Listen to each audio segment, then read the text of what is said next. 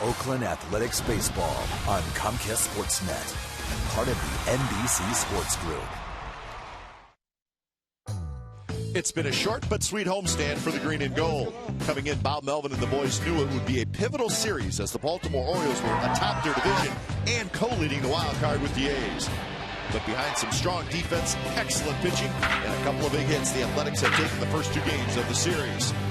With a win today, the A's would have some major separation in the wild card standings and put more pressure on the AL West leading Texas Rangers. The A's go for the sweep of the O's next.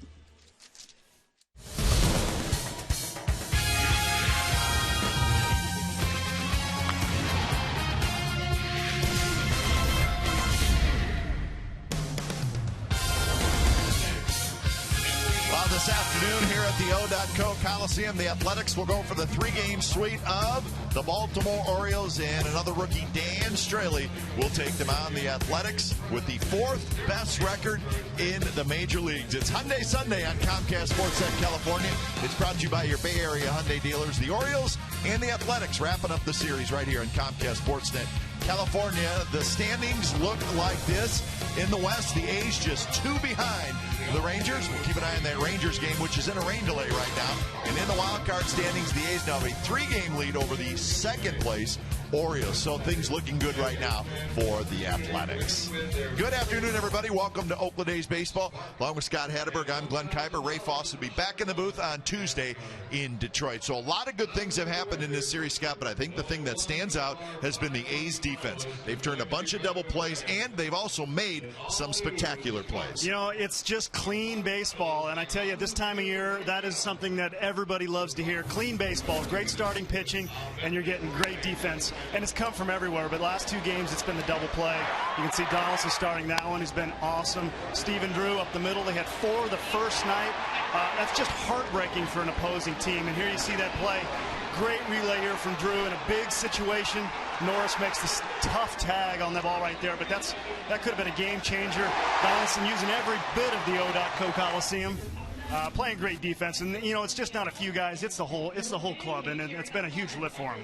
Nothing seems to bother the young A's pitchers. We've seen two rookies in this series already. We're going to see another one today, Dan Straley, who will be making his fifth major league start. Well, just when you think they can't get any greener, this guy shows up, and he's only thrown 4 games, but the A's have won all 4. He's a carbon copy of what the rest of this staff is doing. He's a 4-pitch guy, lots of command, lots of sequence, and when he gets 2 strikes, he really knows how to put guys away. So he gets ahead, lets his great defense work. It's been a winning formula, and you know, they couldn't have a better guy on the mound than right now to close this series out. And in the other dugout, I would say the Orioles, they desperately need a win today as things are getting tight, as the playoff push continues. We're in mid-September, and the A's looking for momentum as they get ready for this huge road trip that's coming up. We'll have lineups at first pitch from the Coliseum. It's the A's and the O's on Comcast Sportsnet California. Stick around.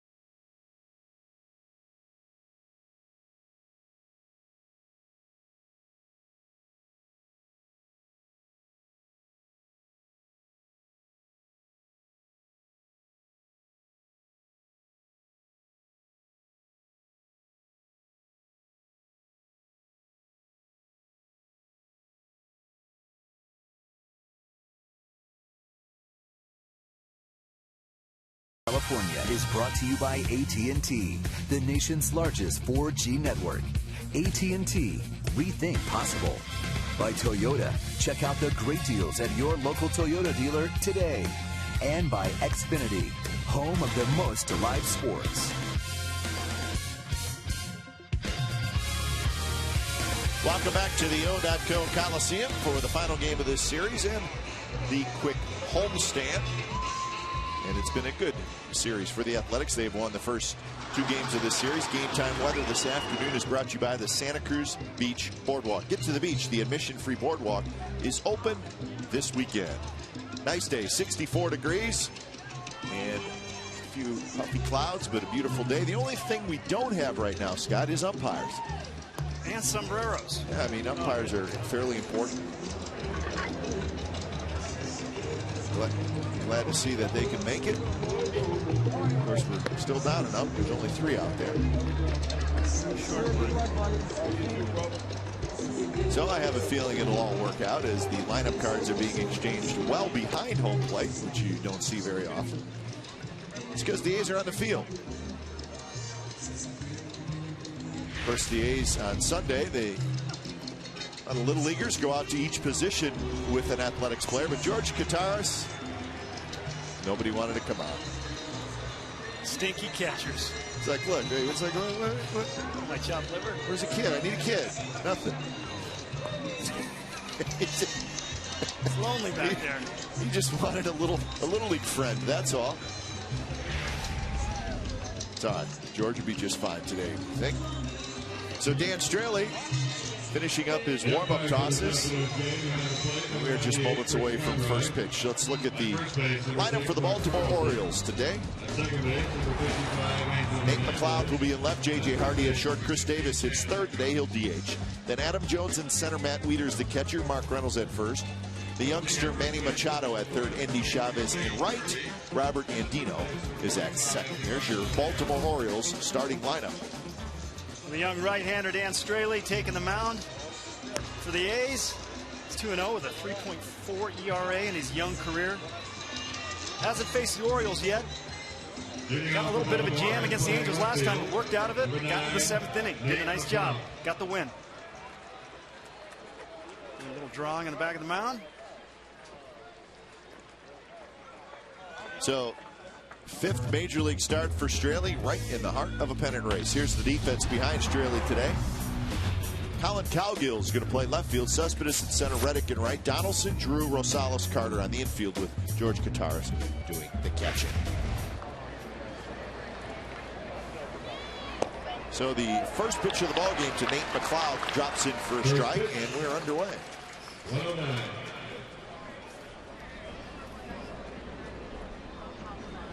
Josh Reddick's at it again. Handing out the Spider-Man shirts out in right field. That's his gang out there. A special bond between Reddick and his friends in right field. If he could just be a little bit more fun, you know, loosen things up a little. No fun guy? Just a no fun guy. I love this guy. McLeod 272, 3 homers, 14 RBIs. Went deep last night. Yes, he did.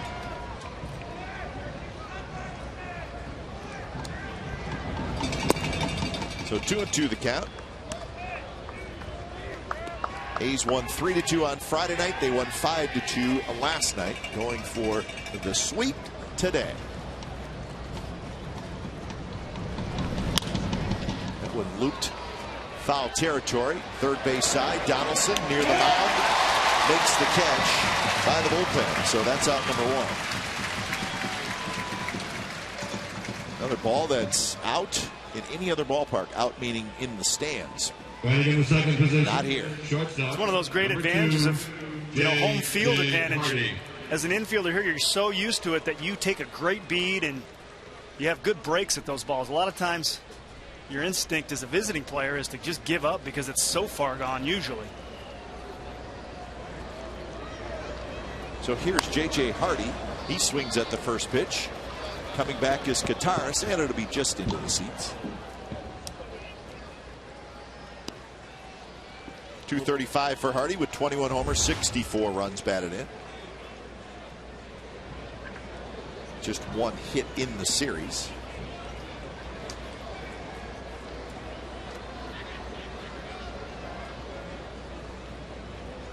Outfield straightaway for Hardy. And this one should be playable. Rosales, a couple steps into foul territory. He's got it, and that's out number 2.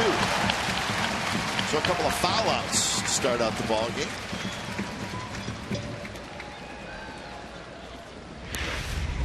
Day games here can be tough with the sun. Batting in the third position. If you get enough infielders at it, one guy's going to catch it. Chris Davis. Rosie makes the call right there. It's always an easier play for the second baseman to come behind than the first baseman who's backpedaling to that ball. Nice play. So Chris Davis will hit with 2 outs. Buck Showalter's going with pretty much the same lineup. He just flip-flop Davis and Wieters in the order.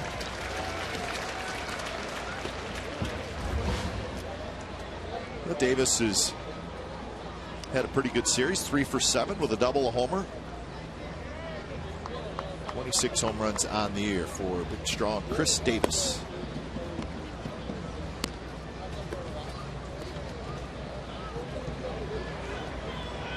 That's where he hit the ball through the center field window. Which is still amazing. But he does hit the ball a long way. But that's almost ridiculous. Yeah, that's ridiculous. 1-2 to Davis.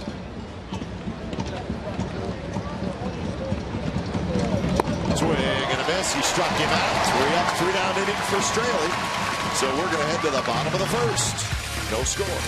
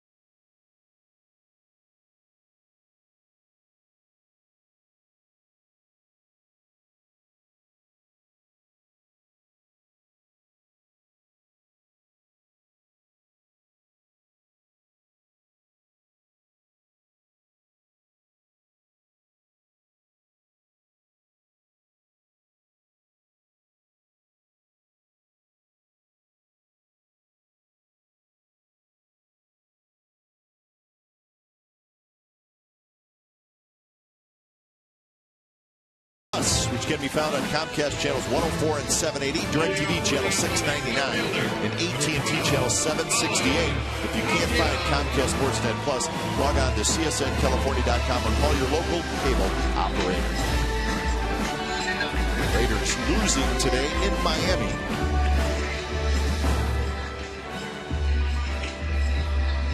So here come the A's to bat in the bottom of the first. Orioles went 3 up, 3 down in the top of the first. Colin Cowgill, it's a start today. And the reason he's starting is Coco Crisp has eye problem, allergy in his eye, pink eye, you've heard that. So he's going to miss today. And Colin Cowgill shoots the gap. And Cowgill is going to dig for second, and he's going to make it with a leadoff double. They're at it again. Doesn't matter who's playing. It's contagious. You see it right there. Coco getting the day, and Cowgill jumps in that top leadoff spot.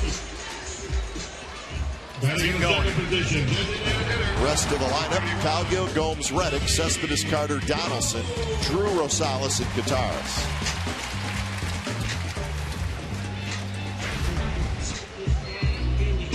So that's the group. Well, you can see Gomes right here. He's drooling a bit because he absolutely owns Randy Wolf. 545 with 2 home runs in his career.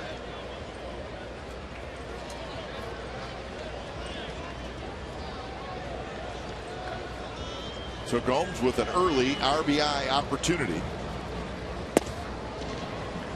Now this is where Johnny Gomes has been so good this year. 352 average with runners in scoring position.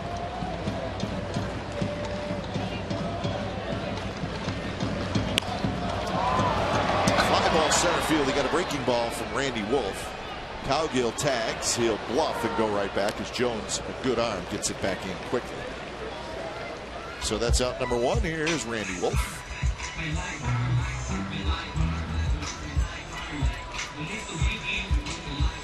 Thirteen-year vet Randy Wolf, who's got an absolute mitt full of pitches. He's got the kitchen sink for you. He's making his first start for the Orioles.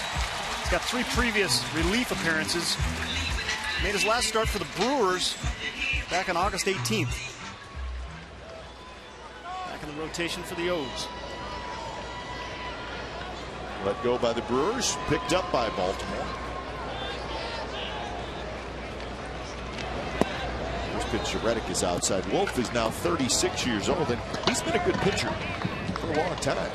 But this year, the number's not good.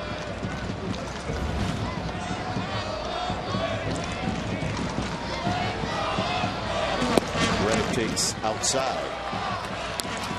Struggling in the rotation with Milwaukee. Like I said, ended up getting released. Got some relief time, but he's a crafty guy. He's got the kitchen sink to throw at you. Talking to George Gutierrez, who's caught him a bunch. To right field, and that baby is gone. 2-0 Athletics.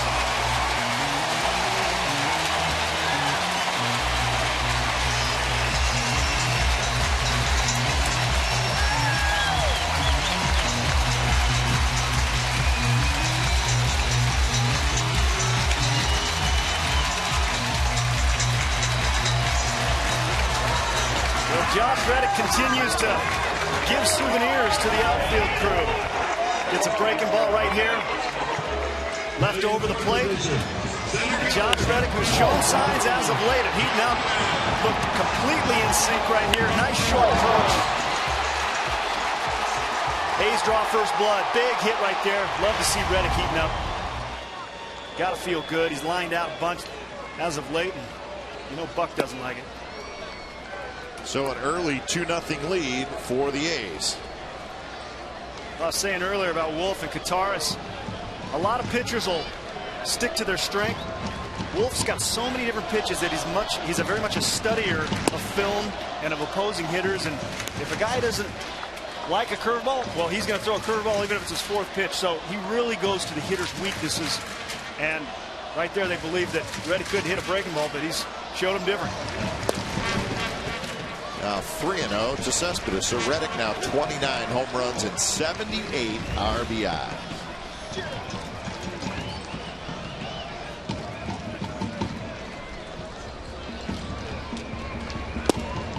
Pitch in for a strike. Not only is it a big hit, big home run, get the A's out on top, but it was a guy in scoring position. He struggled some, sometimes tries to do too much, but it's a nice short stroke. That one's hit to right. It's going to be a long run for Andy Chavez, and he's not going to get it. Cespedes digging for second. Throw is late, and it's a double.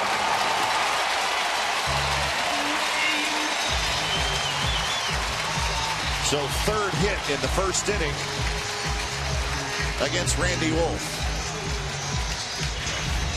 Well, the A's are seeing him pretty good. Not a really squared up ball. A little late on the pitch. Better place than anything. Long way to go there, but can't might get the speedy Cespedes going into second base. It looks right now like the A's are seeing Wolf pretty well. So here's Carter. Double flyout homer double. So far in the bottom of the first inning, Carter takes a pitch low. So with 3 lefties starting against the A's in this series, Carter getting more playing time. 1 for 5 with 3 walks in the series. Off speed for a strike. Wolf's got that big slow curveball. You can see it right there, 68, and he'll throw a slider right around 83, but he also has an eephus pitch. Now I think I'm making it up, but 5 pitches or thereabouts in 2,000 counted. He's thrown 1 pitch that is 56 miles an hour. So he will never know. Break it out. If you see something at 56, you've seen the eephus pitch. So you're telling me there's a chance? I'm telling you there's a chance.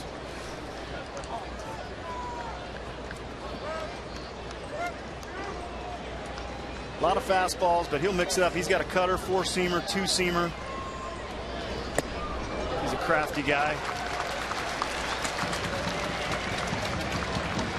So now Carter sitting on a 3-1 count.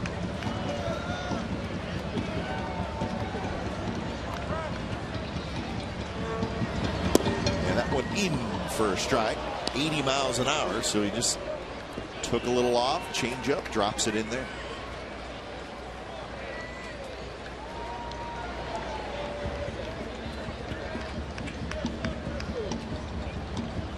Quick look at second, and the pitch runs inside, ball 4. So 2 on, still only 1 out here in the bottom of the first. Batting in the 6th position. Defensively for the Orioles today, McLeod, Jones, and Chavez in the outfield.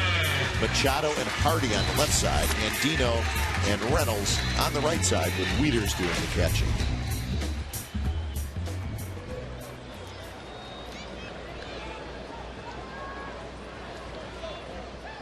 So here's Donaldson hitting .238 with 7 home runs, 24 runs batted in. The story with Donaldson is what he has done since he's been brought back to the big leagues. He was called back on August 14th. So he has played 30 games since coming back. He's hit .315 with 6 homers and 17 RBI. And this one down the left field line. When you think about Donaldson, started the season, he just really struggled. His swing was off. Could not buy a hit. Had a great spring training. It was obvious how athletic and well-rounded this guy was, but there was just inconsistencies once the season started. He seems to iron those out because he's come up and he's been the model of consistency. Both runners take off and the pitch is foul back, so it's 0-2. Cespedes and Carter. We've seen Cespedes steal third or attempt to steal third a handful of times this year. Reads pitchers really well. He might not speak the language real well, but baseball's kind of a universal language. You know, you can look at signs and find patterns. Cespedes has shown that he's very good at it, especially if a pitcher doesn't mix his looks. So Wolf, pitch number 22 in the inning, and it's foul back.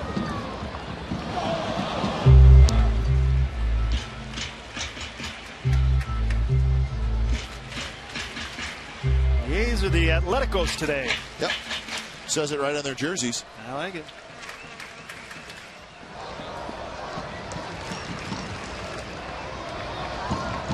There's another guy that's come up and got more consistent. It's a common story across the board here in Oakland this year.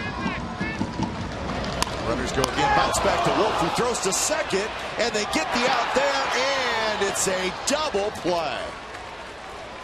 With the runners going, and that was a heck of a double play.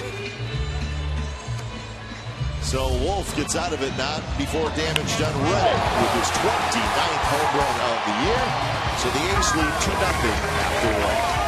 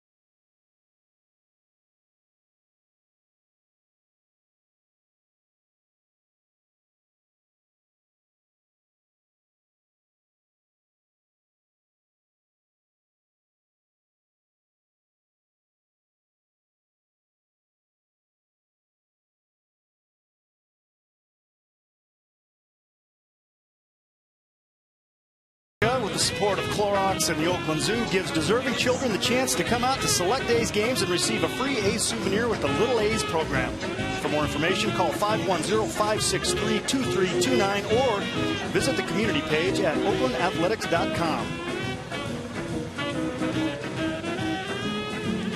A's with a 2-0 lead thanks to the Reddick home run. So to be Jones, Wieters, and Reynolds. Straley went 3 up, 3 down in the first inning with a strikeout. And that bodes well for today. It's a good stat right there, but they seem to give one away at the end of that last inning. Bit of a mental lapse on a couple parts there. Chris Carter giving up, really going into second, that the play was going to be at first base, but ended up making a double play and big break for the O's. Well, I'm curious to see the replay because trying to figure out why Carter didn't slide. Maybe he was surprised that Wolf threw to second, but also Donaldson,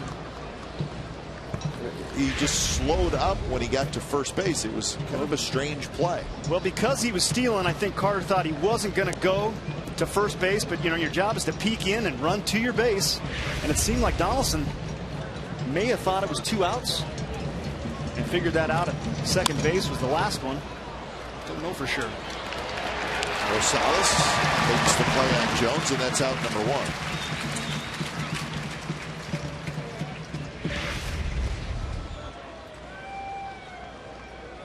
Batting in the 5th position. See, now Donaldson looks at Carter, and number 32. but I don't know why that would have anything to do with him slowing down at first base. You can be mad all you want. Your first job is to run through the bag. 2 mental mistakes right there.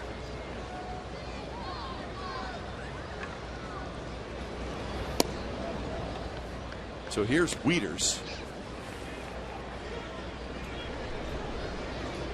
245 with 19 home runs, 74 runs batted in.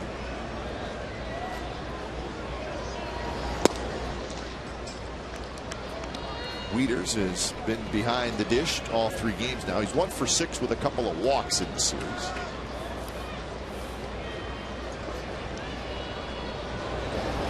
Swing and a miss. 2-0 came right at him.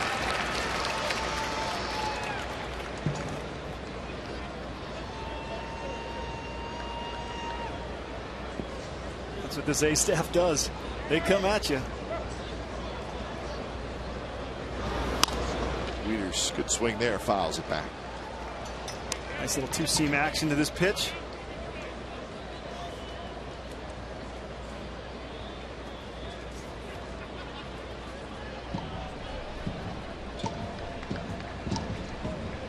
So 2-2 with Reynolds waiting in the on-deck circle. This one popped up foul into the second level.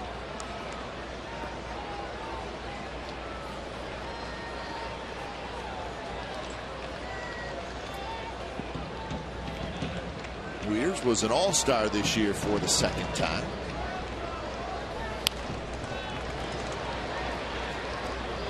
Kind of a theme throughout the Orioles lineup, Scott, is not real high batting average, but pretty good power numbers, and that's where Wieters sits. The average, we said, under 250. But they're dangerous, and this one's hit well to right. Reddick going back, looking up, and that one is gone. There's the power, and it's 2-1.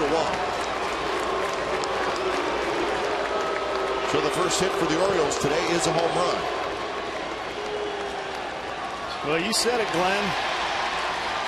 They're dangerous, and you can see Wieters right here just notched his 20th on the year.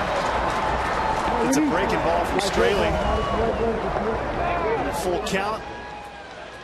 Pretty much right over the middle of the plate. Wieters does what he does. Drives this thing out to right. But across the board, that club likes to hit some home runs. A's do too. Yep. It's kind of a similar formula for both teams, but that's a good ball player right there. So here's Reynolds. Reynolds, 231 the batting average. 21 home runs and 60 RBIs. As a team, the Orioles have a .247 batting average. The A's as a team, .235. A's much better last 2.5 months or so, but 188 home runs now for the Orioles. 170 home runs for the A's. Well, Baltimore plays in a ballpark that's conducive to home runs. I know the A's not so much, but these guys, there's some power in here. It's not real fluky that they're hitting all these home runs, but the ballpark definitely helps. High fly ball. Cespedes coming in, and he's got it, and that's out number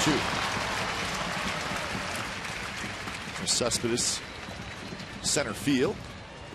Cowgill in left. Batting in the 7th position, third base. So here's Manny Machado. Number 13, Manny Machado. .270 the average for Machado. 2 for 6 in the series. He's scored a run. He's also walked once.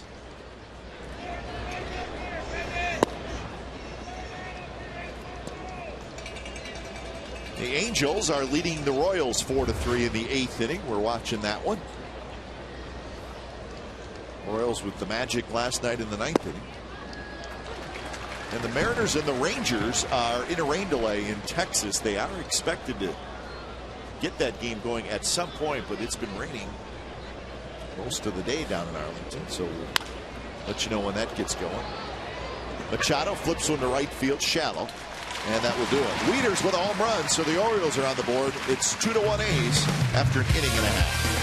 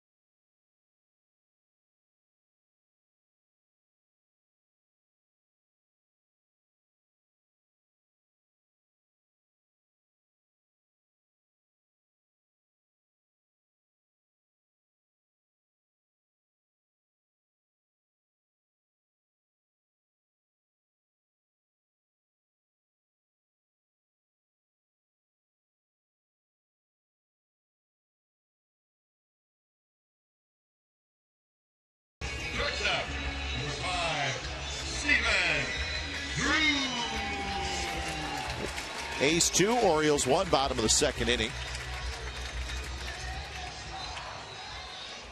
So Stephen Drew to lead things off, followed by Rosales and Kataris. First pitch, a little up and in to Drew, who broke out of his slump last night with a home run. He also put on a show defensively at shortstop. Last night he was ranging all over the place. He also turned on a couple balls foul that he hit out of the ballpark, so he was strong yesterday. 3-0. A's had 2 doubles, a homer, and a walk against Randy Wolf in that first inning. The inning ended on a double play.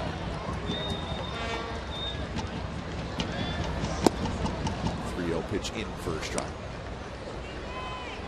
He threw 23 pitches in that first inning.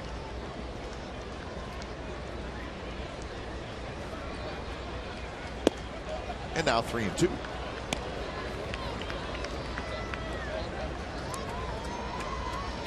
Big slider there from Wolf and a 3-1 count. Pop-up could be playable for Machado. He's angling in front of the A's dugout, and I think he had a little bit more room than even he thought, but he was able to reach out and make the catch right in front of the dugout. So 1 out. Here's our Ford right choice. Last night, Jared Parker picks up win number 11 on the year. 7 innings, 7 hits, 2 earned runs, 5 strikeouts. That seems like I've read that line a lot lately with A's starters. 7 innings, 2 runs. And the 1 walk is a common thread as well.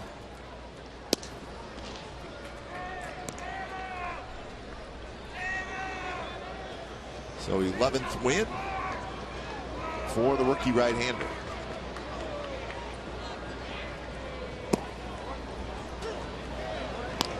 Big win last night. You guarantee winning the series, which is really what you want to do at this point with the position they're in. They got the wild card slot, but I know that the talk is chasing those Rangers. Rosales lines with the left, and he's got a base hit. McLeod gets it back in. So Adam Rosales slaps one to left field.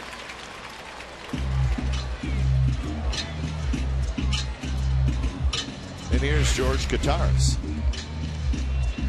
Batting the ninth position. Rosie gets a pitch to handle. Number 14. Drops it in to left. Took a big turn, looking for 2. He's up, settling at first base. He's got another runner.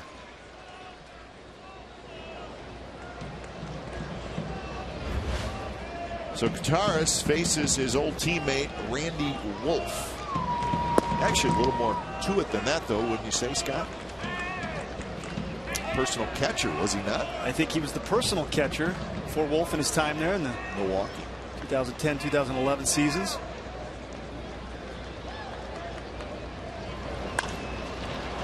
So he should know all about Wolf's pitches. This one's popped up. And Hardy, the shortstop, out in shallow left center field. He's got it. I've always been asked, does it help having caught someone to hit somebody? Who knows? And I have not found that as being the case. Sometimes the more you know about a guy, the more things you think about, and the more things that you've seen them do, you read into the situation a little bit too much, I think. So it sounds good, but sounds like it should have some validity, yeah. but and for some it might, but maybe I'm just a mental basket case and it didn't work for me. I don't know. I've never known you to be a mental basket case. I think you're being a little too hard on yourself. That's what you're kind of. Talk to my wife. Okay, well, that's true.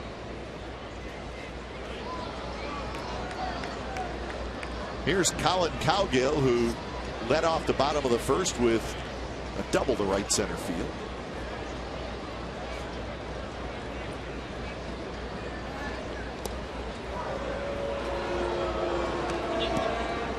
Randy Wolf in his career has 132 wins and 117 losses, and this is his 13th year in the big leagues. So again, he's been a good pitcher for a long time. See right there, was an all-star in 03. Very durable guy. Always takes the baseball. Takes the baseball. Will always give you a full season of innings. A lot of years with the Phillies, then the Dodgers. Small time with the Padres, Houston, back to the Dodgers, and then the last 2.5 years with the Brewers.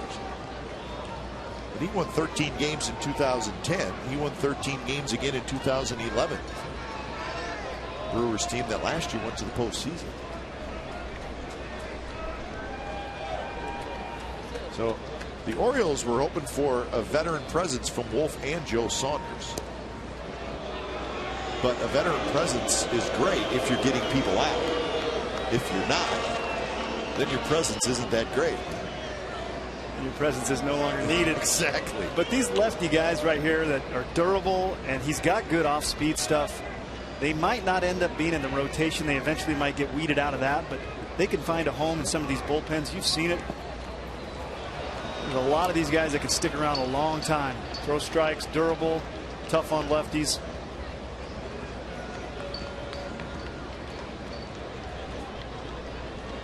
Righties have given him problems, though. 323 off him this year.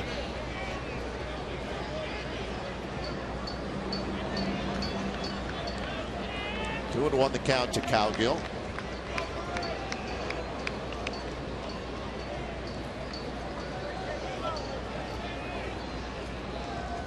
Long look by Wolf. Now he's ready. Rosales short lead at first. He'll go over there anyway.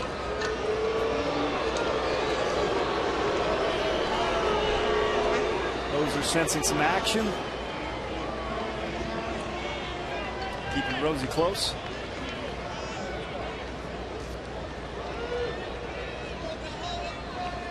Like Rosales inched off a little bit further. Swing and a miss on a 70-mile-an-hour pitch. Actually, Cowgill just got a piece of it. Well, it's a good situation to run. You got 2 outs. Now you got 2 strikes. You got your leadoff hitter up.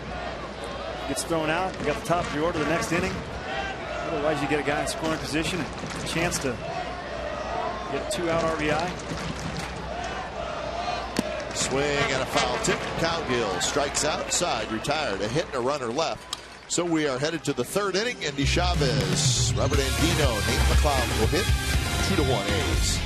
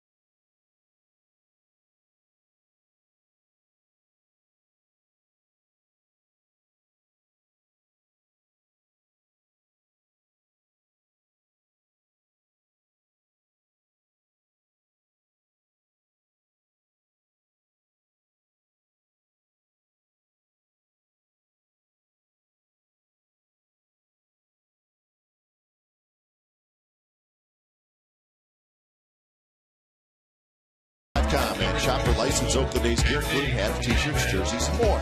Enter the code ATHLETIC before you purchase to receive 15% off on all merchandise. Shop.csnbayarea.com, your one-stop shop for A's gear all season long.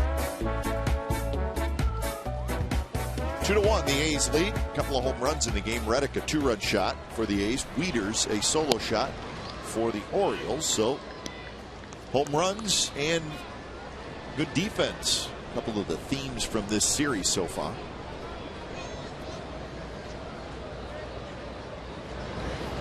Way inside Andy Chavez, 2-0. The Tigers are leading the Indians 3-2. That game in the 5th inning. And the White Sox are leading the Twins 9-2 in the 8th inning. So that's updates on that AL Central battle. White Sox have a 1-game lead over the Tigers, and the Tigers playing well. They have won 4 in a row, and that is where the A's will be on Tuesday. Big series in Detroit.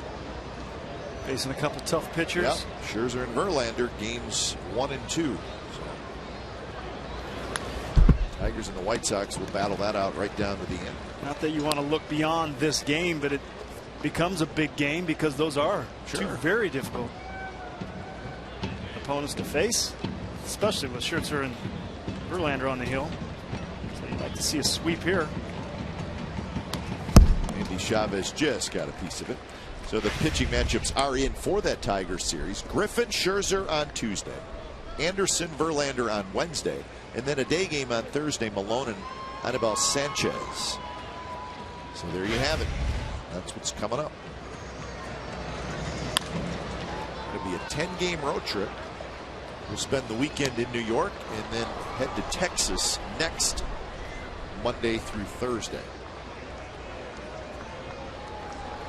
It's sort of the road trip that everybody's been kind of talking about, but yet not wanting to talk about it because you don't want to get too far ahead of yourself. But now it's here. That one slapped into left center field for a hit. So Andy Chavez has a leadoff single, but the road trip is here and it's going to be pressure packed and it should be a lot of fun. Detroit for 3, New York, and then the 4 in Texas. And then Number 11, 3 with Seattle and 3 with Texas here at home, and then that is it for the regular season. Well, it's definitely a tough series, and I mean a tough stretch right there. But really, they're in a tough stretch, and they've been in a tough stretch. So it's hard to get too far down the line when you got the Angels playing so well when they rolled into town over there in Anaheim. Finally get a CDOs. Donaldson picks it up. He guns it to first, and they just get Robert Andino. But it's a sacrifice with Andy Chavez going to second base.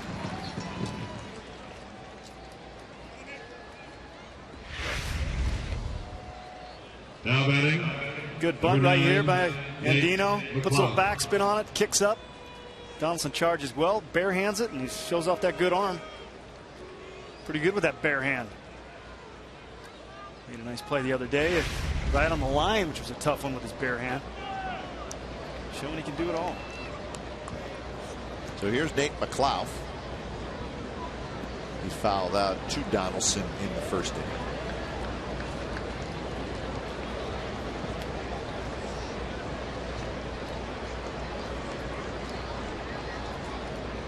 McLeod's now 2 for 9 in the series. They're in the bottom of the 9th in Kansas City with the Angels leading 4-3. This is where the wheels fell off for the Angels last night. They'll try to bounce back, get the final 3 outs today. On the ground to Rosales. He gobbles it up. And that's out number 2. Andy Chavez going to third. Nice job by Straley right here. Good changeup. Now Gets batting, McLeod to roll number over. 2, J. Hardy. One of the things Straley's been so good at, you know, there's a lot of them, but the opponent batting average with runners in scoring position is .063. So when the pressure is on, Dan Straley rises to the occasion, knows what to do. Very effective. So he'll face J.J. Hardy. Seems like that's the way it is with all the A's pitchers. Well, you know, with the bases empty, you see that bigger number. They just attack the zone. They make them put the ball in play. Donaldson cannot make the play, and it rolls into foul territory. Run's going to score. Hardy with a big turn. And now the ball rolls into right field. Hardy had started to retreat toward first base, so he could not advance to second, but we're tied at 2. So a very hard hit ball, and Donaldson's had some tough plays in this series. A lot of hard hit balls at him, and he's made most of the play. Yeah, this is not an easy play. He gets in between hops a little bit. Kind of a backhand. Now batting, Comes up a hair on him. Chris Davis. Interested to see how they rule this one. Didn't have time to really get back and get that longer hop. Tried to glove it, ended up catching it in the leg. Exmo brought to you by Cache Creek Casino Resort, and it's going to be a base hit for Hardy, so he'll get an RBI. RBI number 65 for Hardy. So we're tied at 2 here in the top of the 3rd.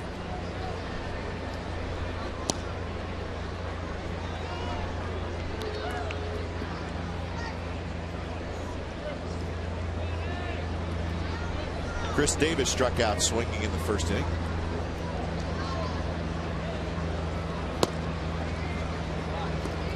Straley breaking ball, but it sits outside. 2-0.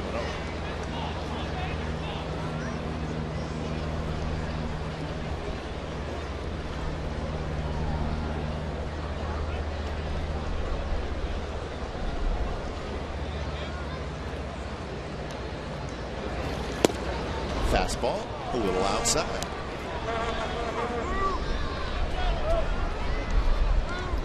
Dangerous hitter and Adam Jones waiting in the on-deck circle.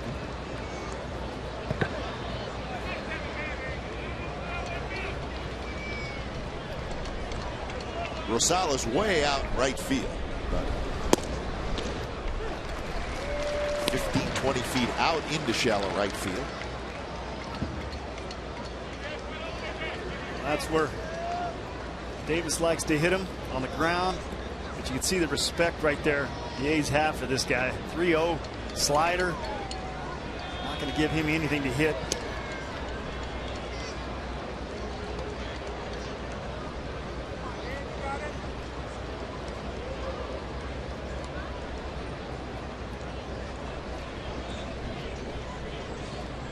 Hardy inches off at first. His running with Davis at bat can be dangerous because he does swing and miss a lot. But he can also do this.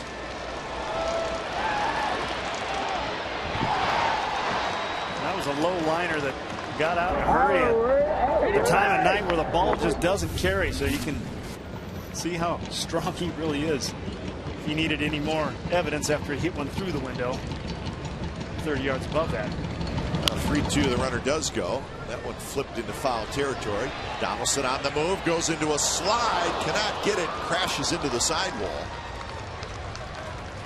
It is padded, thank goodness, and Donaldson pops right back up.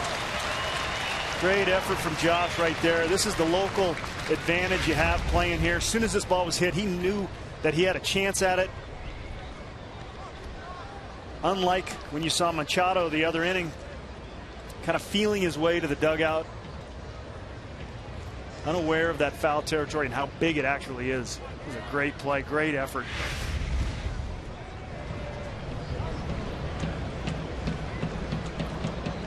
So runner goes again, and the pitch to Davis is outside, and is the first walk issued by Straley. So 2 on and 2 out with a run in here in the 3rd inning.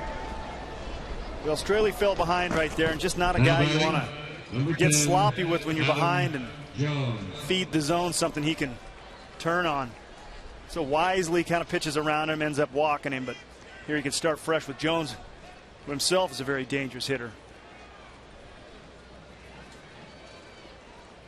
You know, he got a little bit of a jam over in Anaheim his last outing and did a pretty good job of getting out of it and settled down as the game went on.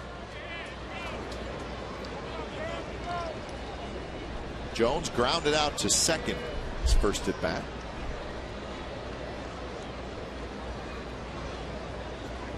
And the pitch is on the inside corner for a strike. And that started Anaheim. Straley ended up going 6 2/3 innings, gave up 3 earned runs. That was the crazy game where the Angels came storming back. At first and third, nobody out in the bottom of the ninth, down by 1, and Jerry Blevins did the Houdini act and got out of it. And Straley ended up the guy who got the win. That was some performance by Blevins. That was a fun game. Jeez. That was exciting. Coco's triple in the air.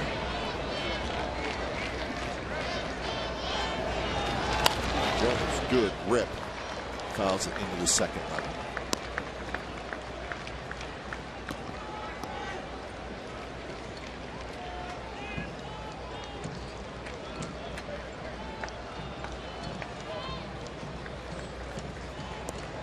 So Straley ahead of Jones.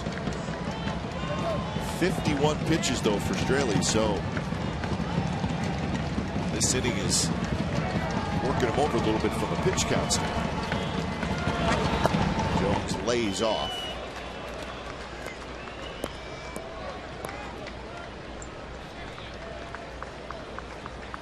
The Orioles trailing the Yankees coming into today by 1 game in the AL East, and the Yankees have won their game over the Rays 6-4. So Baltimore trying to keep pace. Bounce towards short where Drew charges. He'll go the short way. Side retired. A run and a couple of runners left for the Orioles. So we're going to the bottom of the third, tied at 2.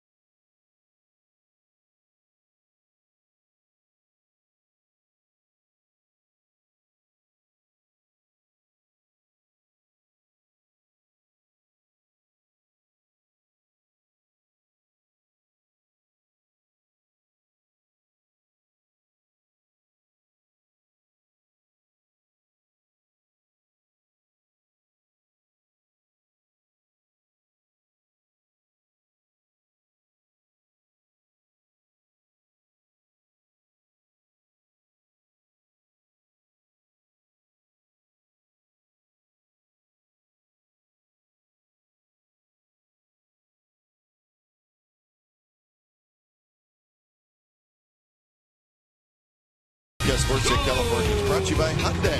Hyundai Sunday. Brought to you by your Bay Area Hyundai dealers.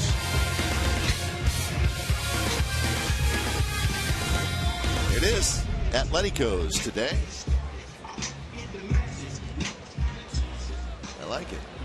Fiesta Day here at the O.co Coliseum, so that is why these are wearing the Atletico's jersey. Looking for a sweep of the Orioles, tied at 2 here in the bottom of the third inning.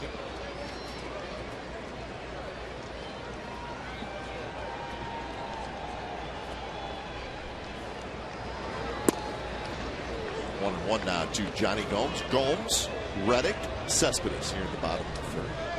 Final just in from Kansas City. The Angels 4 and the Royals 3. The Angels hung on today, something they could not do yesterday. That was probably a badly needed win by the Angels. Now, they did take 2 out of 3 in that series, but when you let one slip away like yesterday, you feel like you got to bounce back and get a win. Well, just the way the clubs they're chasing are playing, so it's tough to keep pace. You got to go one better than keeping pace. You got to start sweeping some series. So the Angels, with that win, now just 2 behind the Orioles for the second wild card spot. So they're still well within striking distance. The Angels will go back home, and they have a 10-game homestand. Texas, Chicago, and Seattle. So if they're going to make any kind of move, they will do it at home. 3-2 pitch to Gomes.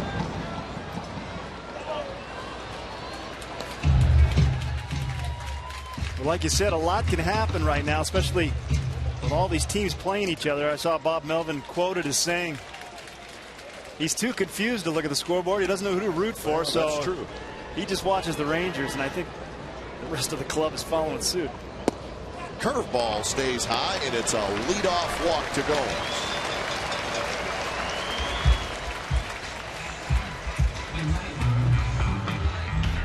During every home game this season, the A's will sell authentic game-used and autographed memorabilia in the West Side Club of the Coliseum.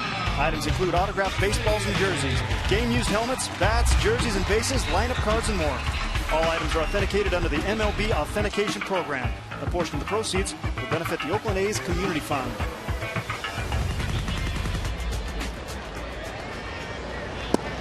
So first pitch to Reddick is a strike on the outside corner. Reddick, a 2-run homer in the first inning.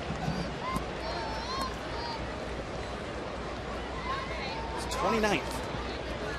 Knocking on the door of 30. And he's now 4 for 9 in the series, so hopefully he's back on track. Back on track, and those numbers don't even say exactly how well he's swinging the bat. He's lined out a few times. He's had some hard luck.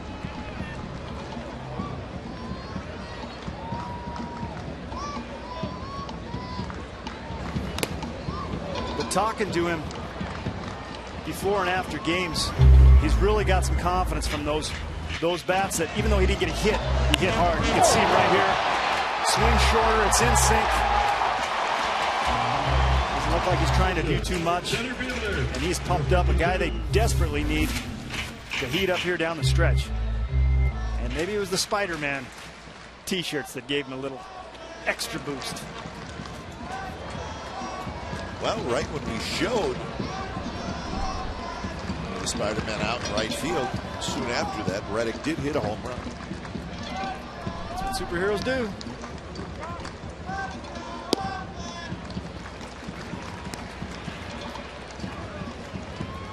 So 2-2 the count. Cespedes waiting in the on-deck circle.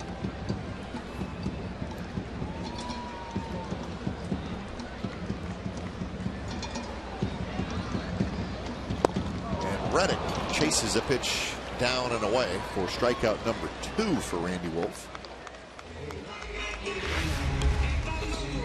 Well, I got a slider before this pitch, and I think he had that in his mind.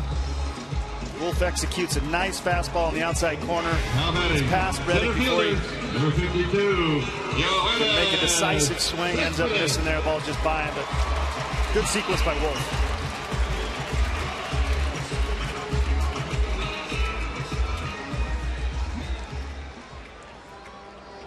So Cespedes steps in.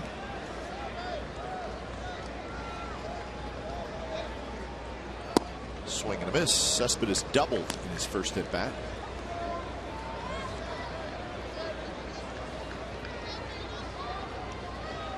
The Indians have taken a 4-3 lead over the Tigers in the 5th inning in Cleveland.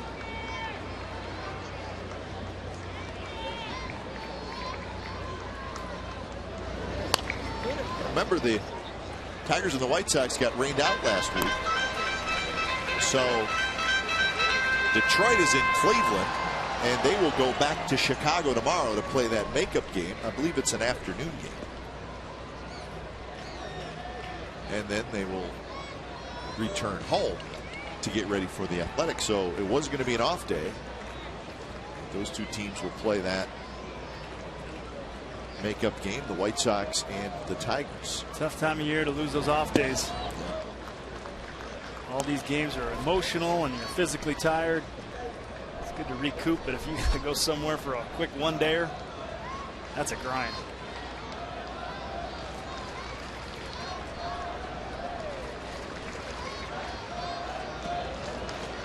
So 1-2 the count.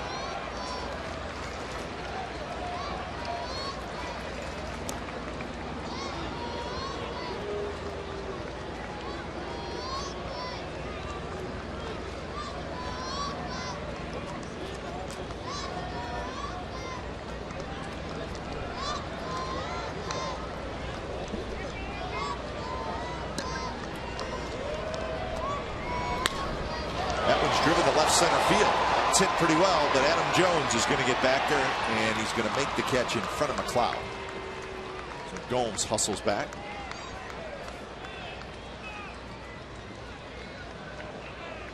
Cespedes had a pretty good pass at this pitch. Now batting, first baseman. Wolf got him just out front, just enough. Carter. Was unable to really catch it a little deeper, but it came off the bat pretty good.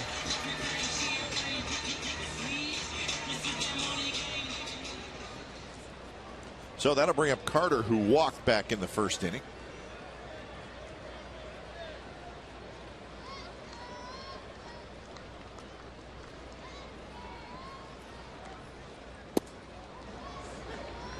Remember Randy Wolf, 23 pitches in that first inning when the A's had 3 hits, a couple of runs.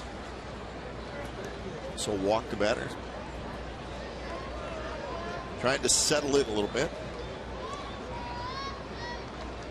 Could have been a lot more. A's let him off the hook a little bit. Machado juggles, and then he has to gun it to second. Andino's there, side retired. So leadoff walk to Johnny Gomes, but the A's cannot take advantage. And we're headed to the 4th inning. 2-2 game.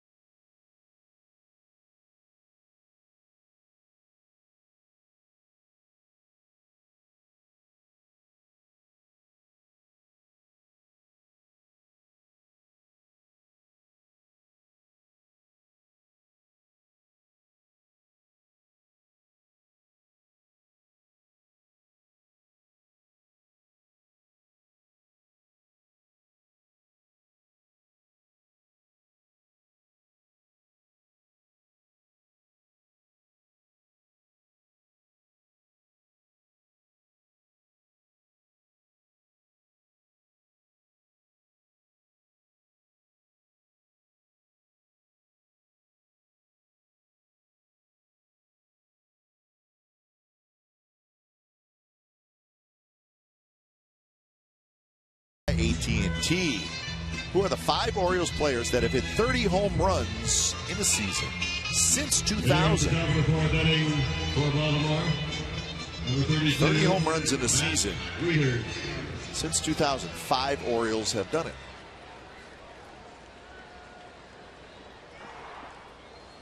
Wieters, Reynolds, and Machado. Top of the 4th inning. Wieters drives one to right, and it looks like Matt Wieters has done it again. Second home run in the game for Wieters, and the Orioles lead 3-2. So Wieters now has 21 home runs.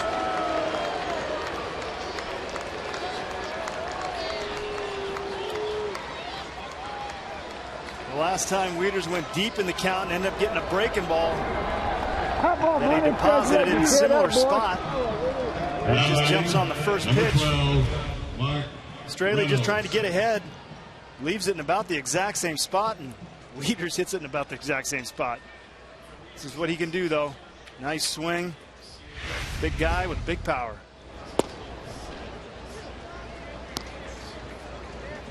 One-man wrecking crew right now. Yep.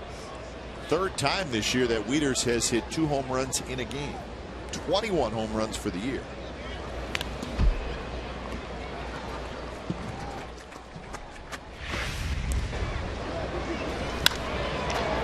Pretty smooth stroke right there. Get that kind of production from your catcher.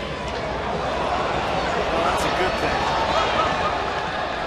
Good loft, good backspin. That guy's going to hit a lot of those.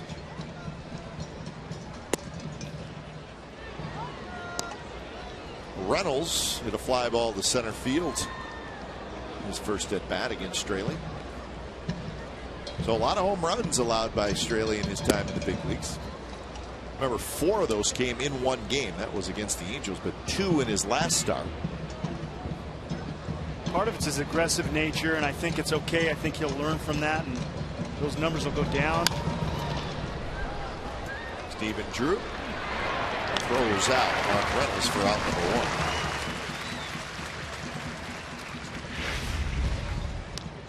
1. Well, one's a 3-2 pitch and one's a fastball, but both end up in about the exact same spot.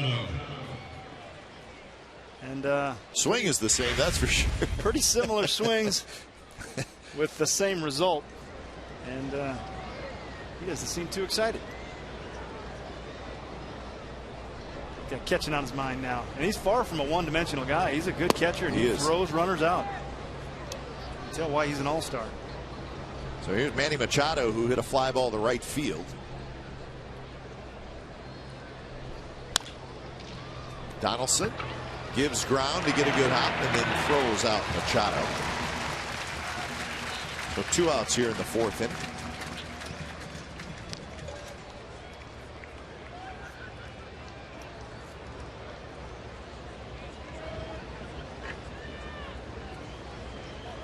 And here's Endy Chavez, who singled and scored in the 3rd.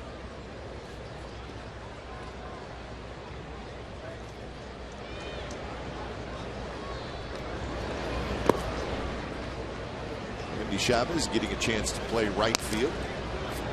Lou Ford was in the outfield on Friday night.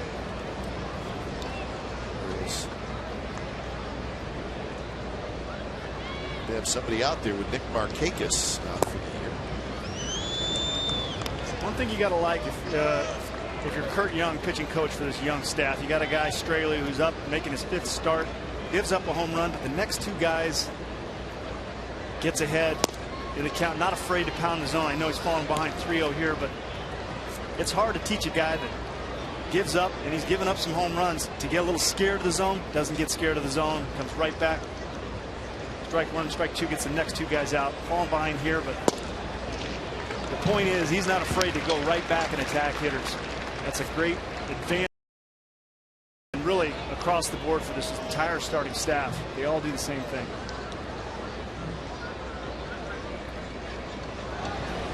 And that one is high, so Endy Chavez has 2-out walk.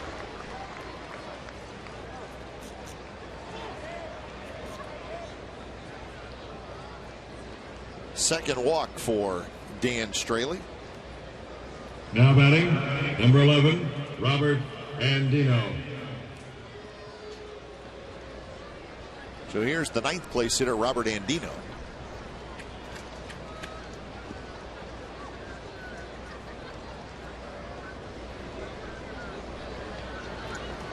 Breaking ball for a strike. Andino, a sacrifice in the 3rd inning.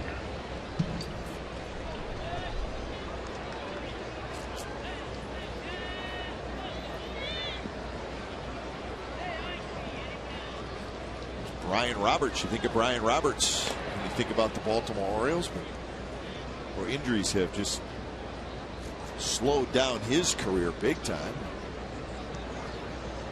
And that's an all-star second baseman that really the Orioles have tried to replace now for 2 years, just because Roberts has been in and out of the lineup so much. Tough guy to replace.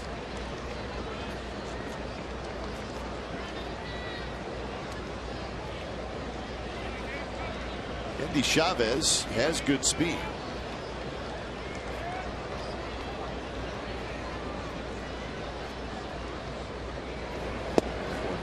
Backs Andino off the plate, 2-1.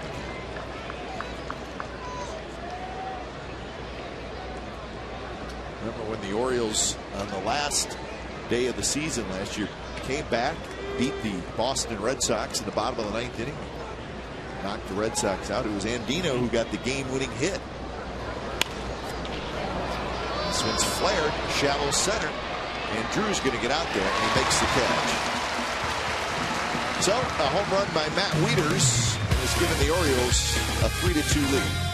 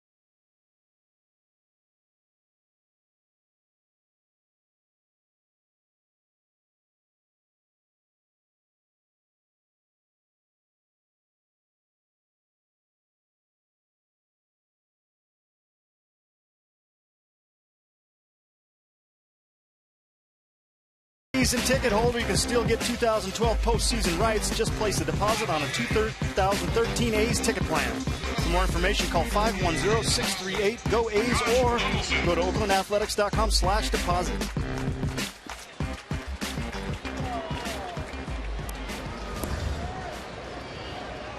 (3-2) the Orioles lead. Bottom of the fourth inning with Donaldson to lead it off. It'll be Drew and Rosales after Donaldson.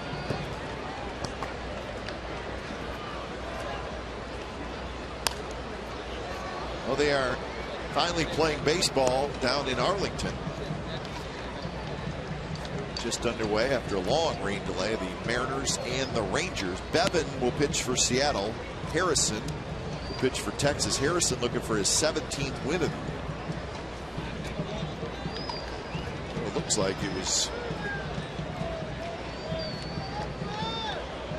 long rain delay. Maybe close to a couple hours. Endy Chavez takes care of Donaldson's fly ball.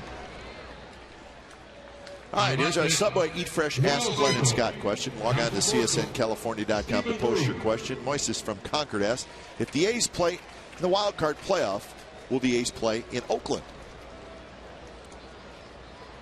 Does that remain to be seen? Yeah, well, they will if they finish as the top wild card team. That's right.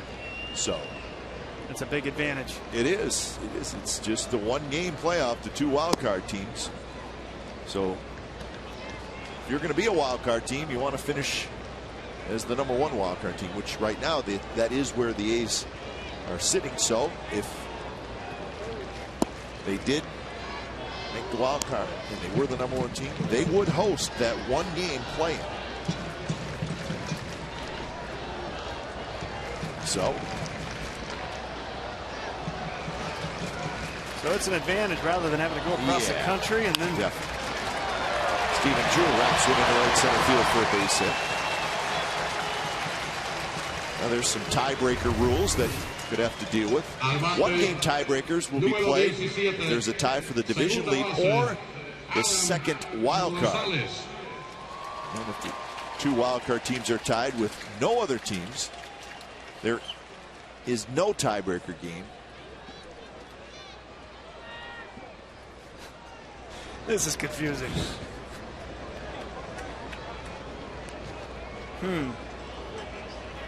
Keep an eye on the head-to-head play. That one looped to right field for a base hit. And stopping is Drew at second base. That's why when you look at playing the Orioles, well, the A's are going to win the season series no matter what happens today. So if these two teams ended up tied, which is a possibility, the A's win the tiebreaker.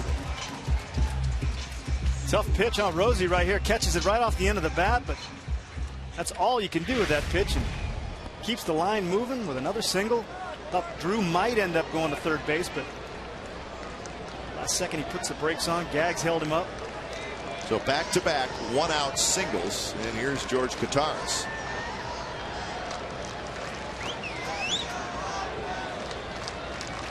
Kataris popped out to the shortstop in the second inning.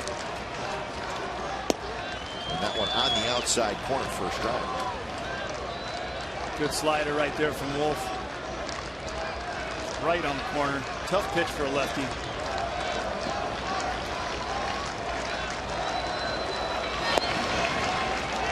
Well, the bullpen starts to get active. Tommy Hunter, the right-hander, throwing for the Orioles. 64 pitches for Randy Wolf. Now remember, his first 3 appearances with the Orioles were out of the bullpen. Right, so he's not accustomed to going real deep in the game. I mean, he is a starter and he has that ability, but he's not built up to that right yet.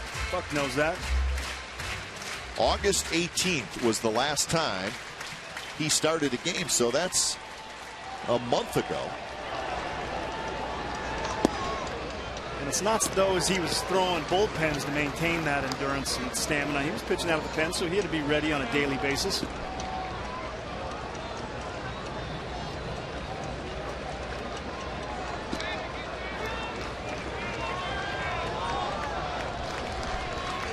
Kataris takes another one on the outside corner for a strike.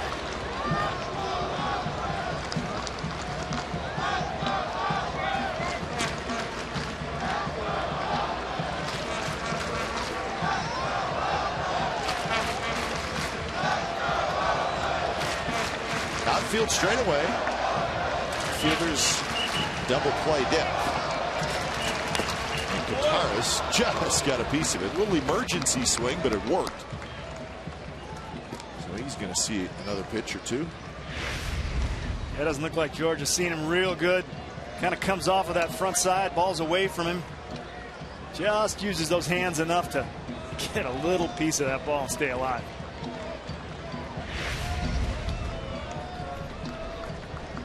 I can remember seeing you do that a few times. Oh, man, spoil a pitch. I'd throw the bat at it if I could. Stay alive. Not that time. Katara swings and misses. So you see a lot of soft stuff from Randy Wolf. Well, he's really tough versus lefties, and George hasn't been facing a whole lot of lefties, so it's even tougher for him. But he's aware that George is kind of coming off the ball a little bit, pulling that front shoulder off, and he kept everything going away from him. So it's up to Colin Cowgill. See if he can tie this game up. Drew and Rosales, the runners. Nice block by Wieters.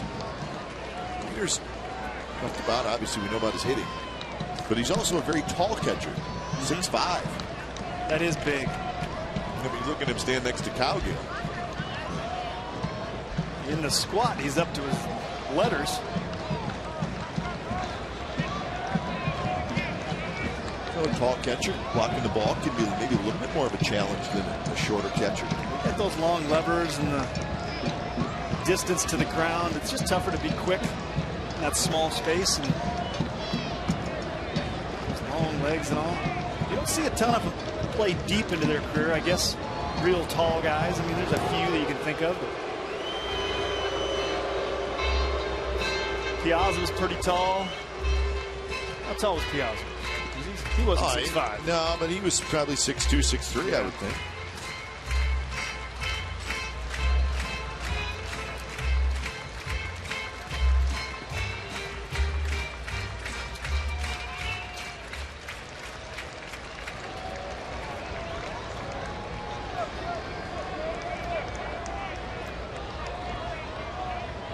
So 1-0 to Cowgill, a double and a strikeout for Cowgill. Doubled and scored in the first.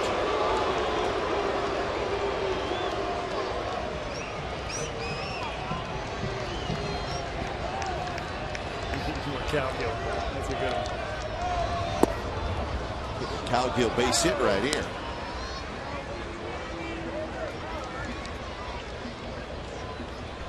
These starting pitchers have been so good, giving their club the lead and keeping the game tight deep into ball games. It'd be nice to see the A's explode for a big inning and help them out.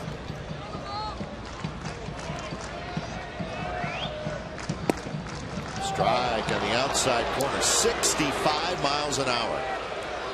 Approaching the eephus, but not quite there yet. Look at how high that ball starts and Not sure that's a strike. Drops in on the outside corner.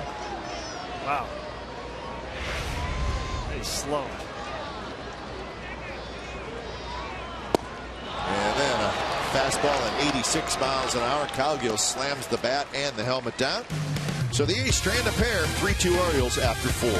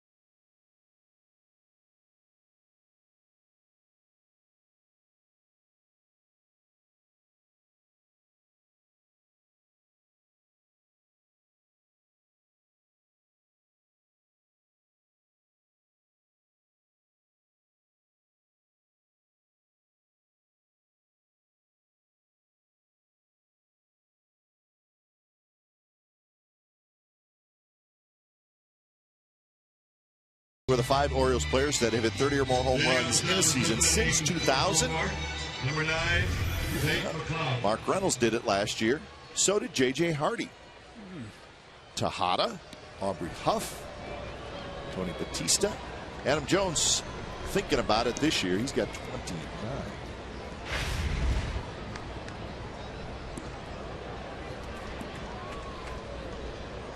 Top of the order for the Orioles in the top of the 5th. Clouth, Hardy, and Davis. So action in the A's bullpen. Travis Blackley, the lefty, starts to throw. And a quick 0-2. 72 pitches thrown by Straley.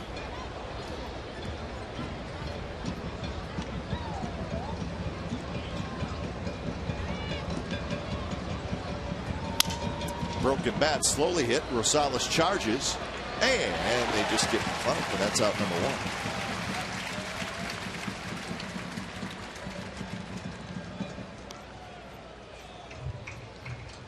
1. Nice play by Rosie. Now batting, coming on in. Number 2, J.J. Hardy. Well, defensively, he's sure done a great job.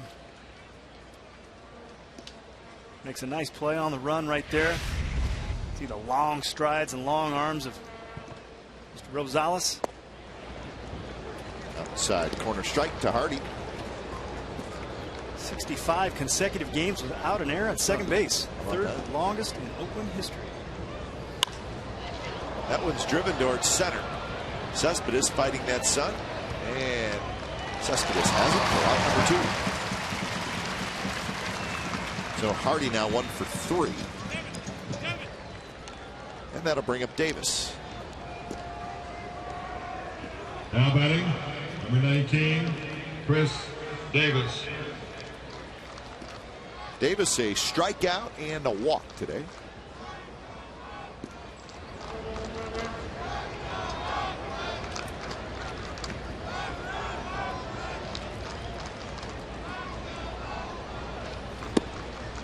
Changeup stays high from Straley. For the most part, Straley's throwing pretty good. I mean, you take Wieters' 2 at-bats out of the equation, and he's done a nice job.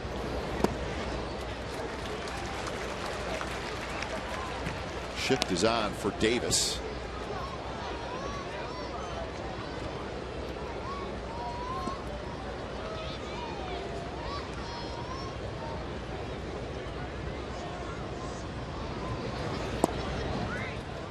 Davis in the series is 3 for 8.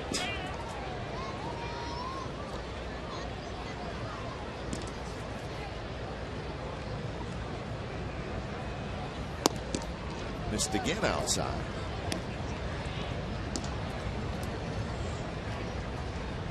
Davis originally with the Texas Rangers, but came over in the trade for Koji Uehara. Takes the walk. So Davis is aboard. Australia's fallen behind Davis twice now, and he has just not felt comfortable coming in the zone with anything. Now batting, saw a changeup right there, 3-1. Jones. The 80 pitch mark right now.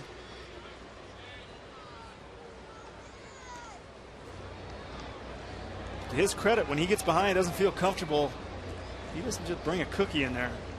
Keeps picking. Did this last time and ended up getting Jones out.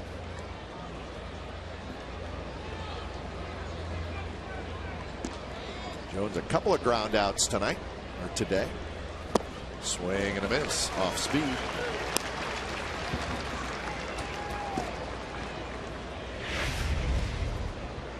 Jones aggressive right here at the slider. Located well by Dan.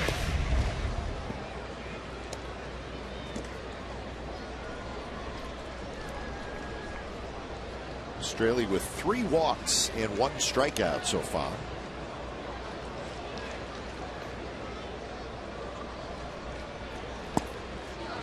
Jones almost went around, but Mark Carlson, first base umpire, says that he did not.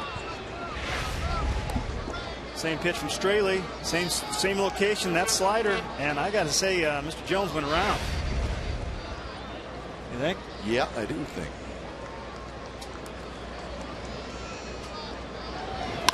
And that one's drilled toward the gap in left center field. Off the wall. Chris Davis is coming home, and they're going to hold him at third as the A's got it in quickly. So it goes as a double. And I think the A's defense deserves a little credit getting that ball in quickly and keeping Davis from scoring. Well, they tried to come inside on Jones, but this ball got left right over the middle of the plate and low. Cespedes breaks at it really well, plays it clean off the wall, bare hands it. Look at that. You don't see that, but he absolutely threw a missile to Stephen Drew at the cutoff. And DeMarlo Hale has no choice after that. But great relay right there. Small stuff that doesn't go in the scorebook. Keeps a run off the board. And wisely, they're going to put Mr. Wieters on. And they're going to face Mark Reynolds with the bases loaded.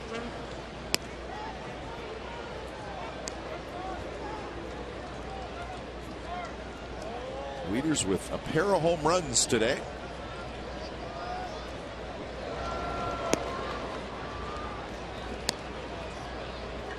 The Orioles have hit 4 home runs in this series. The A's have hit 3.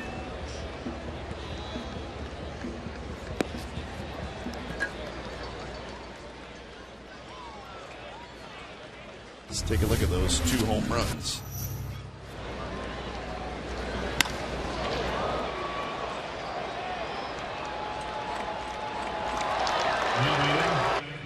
Hanging breaking ball. Fastball. Same location.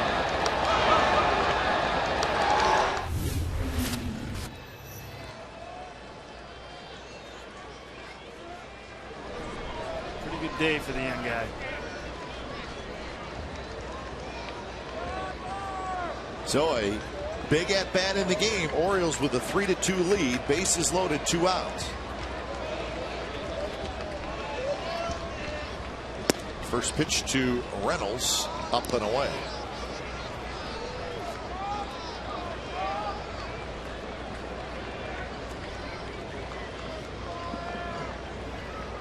Well, when it counts, late in the year, Mark Reynolds is doing some damage.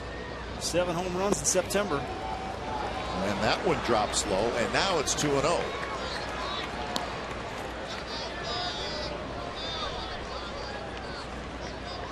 Well, unlike the last outing in Anaheim, he really seemed to gain speed. Breaking ball seemed to sharpen up deeper in the game. He seems a little bit out of sorts. Not quite finding that consistent release point. Swing and a miss by Reynolds. You don't want to live in these counts and have to throw those fastballs like he does just right there. Tries to go away, but watch where this ball ends up. Not where he wanted it. For a guy that hit 7 home runs in September, it's a dangerous position to be in.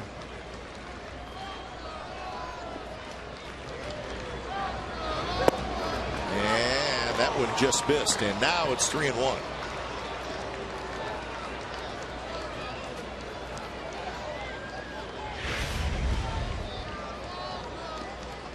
Borderline up. Could have gone either way, but when you're kind of all over the place, you don't get those pitches. But here, he's got to come to old Reynolds. And it's inside, and he walked it. So Chris Davis is going to trot home, and it's 4-2 Orioles. And Bob Melvin has seen enough. So give Reynolds the RBI. It's his 61st. So when it's time for a change, think Speedy Oil Change and Tune-Up, your oil change, tune-up, and smog experts. Blackley coming in.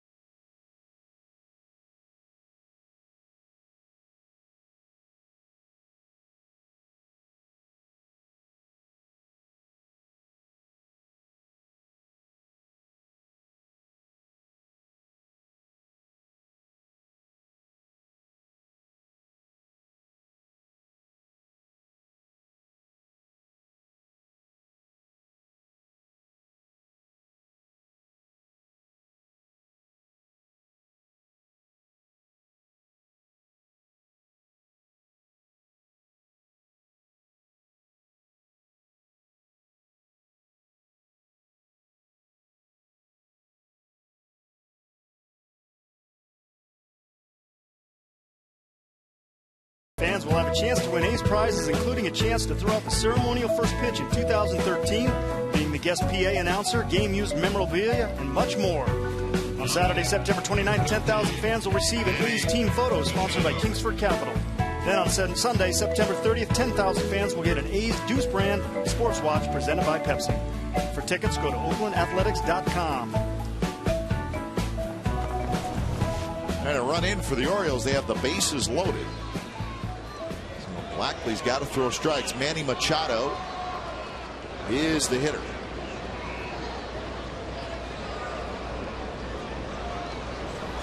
Machado swings at the first pitch and rolls it back behind home plate. So 0-1. Machado a fly ball to right, ground out to third.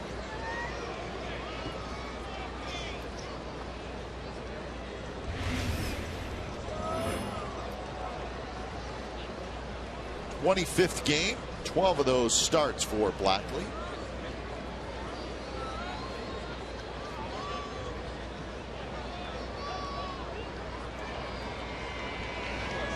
And that one is inside. That big slow breaking ball. Blackley's done a nice job in a variety of roles. Nice to have guys like this come in and get you an out or an extended innings. There's a strike. It's been quite a while since Blackley pitched. The 5th of September. 5 walks. That's the number that jumps out. First A's starter with more than 3 walks in 44 games. Pretty good stat. Dan just didn't quite have his good stuff today.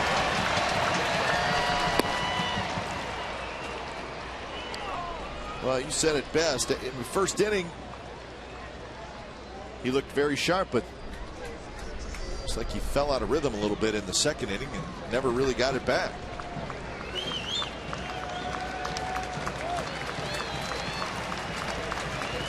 Two pitch. Breaking ball. Machado checked his swing just barely. So now it's a full count. Runners will take off on the pitch.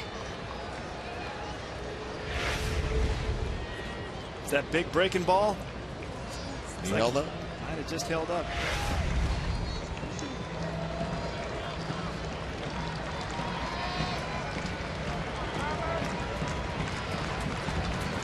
Blackley's ready. And that one looped foul. Machado didn't want to take a chance. May have swung at ball 4, but it was close. Tough pitch to take in this situation. Gotta expand the zone a little bit.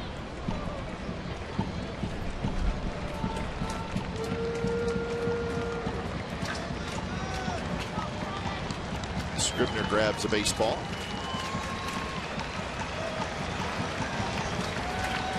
Another 3-2 pitch to Machado. This one's popped up, foul territory. Carter on the move, and it'll bounce off the top of the Orioles dugout.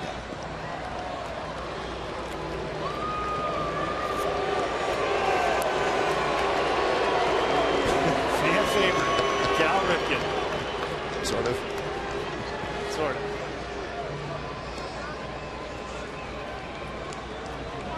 Kind of a family guy, Cal Ripken.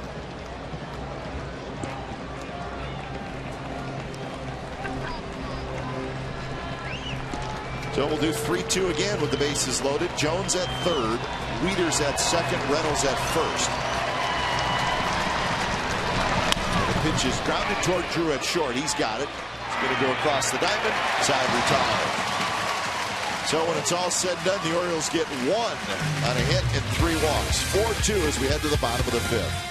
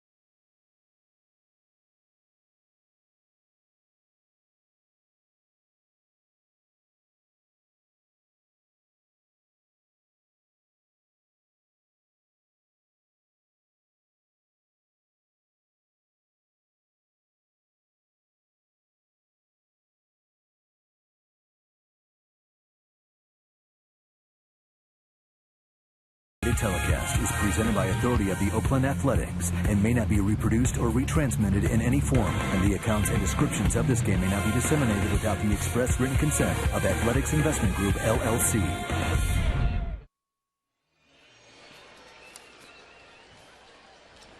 A's come to bat here in the bottom of the fifth, now trailing 4-2. Batting for Jones, number 15. With the new pitcher, a right-hander. You get a pinch hitter. There's the new pitcher, Tommy Hunter, when it's time for change. Think Speedy Oil Change and Tune-Up, your oil change, tune-up, and smog expert. So Tommy Hunter comes in. Randy Wolf goes 4 innings. And Seth Smith will hit. Johnny Gomes goes 0 for 1 with a fly ball to center and a walk in the game. Smith will take over the designated hitter duties.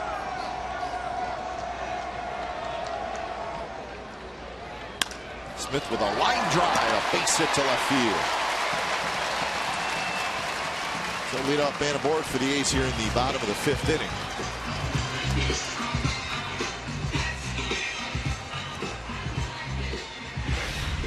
Nice swing by Seth. Nothing like coming straight off the bench, getting a heater, lining it the other way. Stays through this ball nicely. He's had a bit of the case of the rollovers as of late. And slaps this, beats that shift. Nice single to the left side.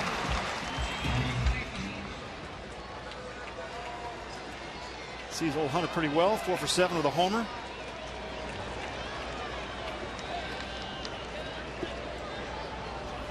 Reddick pops it up. It's going to be Wieters and Reynolds, the first baseman. And Reynolds, it's a little bit of an acrobatic catch right in front of his own dugout for out number 1. So Reddick is retired. Well, pretty basic pop-up right here, but if you're not used to all that room, you're usually used to running into something at this point. Reynolds takes an interesting route to the ball. Overruns it slightly. Makes the play.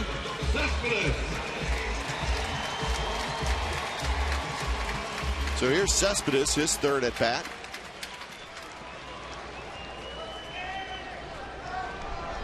A double and a fly ball to center field.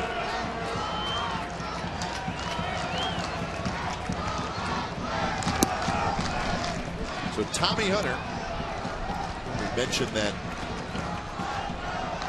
Uehara trade with Chris Davis. The other player the Orioles acquired was Tommy Hunter. So Tommy Hunter and Chris Davis for Koji Uehara was the trade. That was last year at the trade deadline. Where Tommy Hunter in. All right, Mattis starts to throw the young lefty. Tommy Hunter in 2010, when the Rangers went to the World Series, he was 13-4 in 22 starts. So he was one of their main starters. He made 20 starts for the O's this year. Yep. Got knocked around a little bit this year. Knocked around pretty good.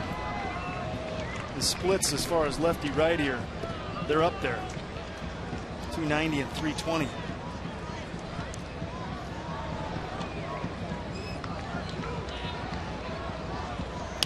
Cespedes, another foul ball, and that one is going to drop just behind the dugout this time. July, Cespedes facing Hunter, gets a breaking ball and clobbers it to left. He's got some damage against Tommy Hunter.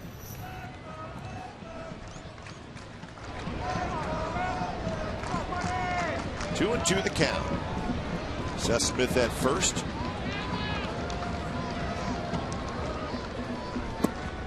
Missed down and away, so now full count.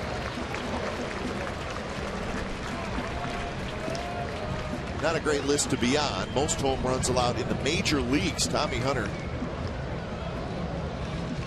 has allowed 32. That's a lot. I would say that that's an alarming amount. The fact that the innings pitched is not that high.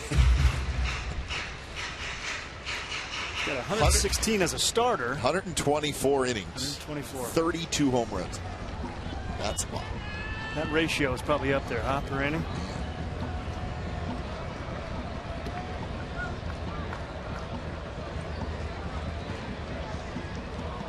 Cespedes takes outside, and he's got a walk. So the A's have something going here in the 5th.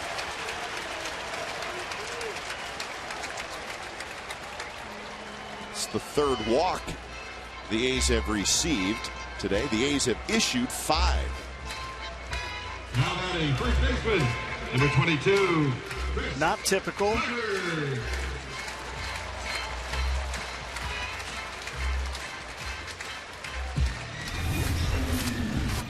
Not to be outdone by Cespedes. Chris Carter joins the home run derby and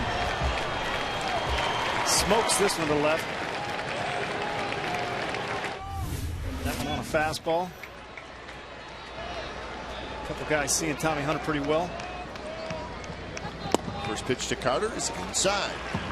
Well, the big guy throws hard. He runs it up there to 96, but command is a little bit of an issue.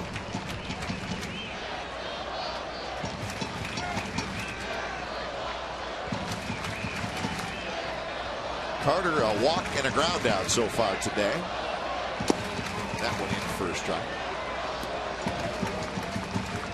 He's trailing 4-2. The Orioles have scored single runs in the 2nd, 3rd, 4th, and 5th. He's got their 2 runs on a Reddick home run in the 1st inning. Close pitch right there.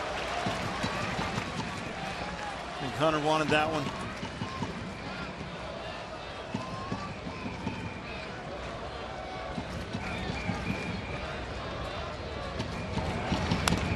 Carter just got a piece of that one right off the end of the bat. Rangers and the Mariners are scoreless in the 2nd inning after a long rain delay down in Arlington.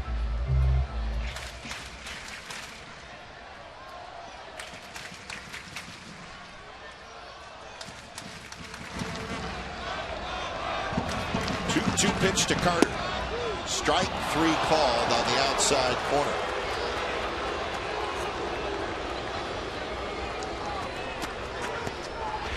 Nice pitch by Hunter. A couple sliders before this. Brings out a 95-mile-an-hour heater. Outside corner, slightly elevated. That's a tough pitch right there. Well done by Tommy Hunter in a big situation.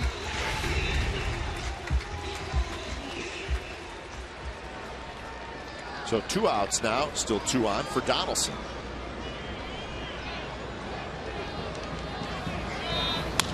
Donaldson drills one high and deep down the right field line. Foul.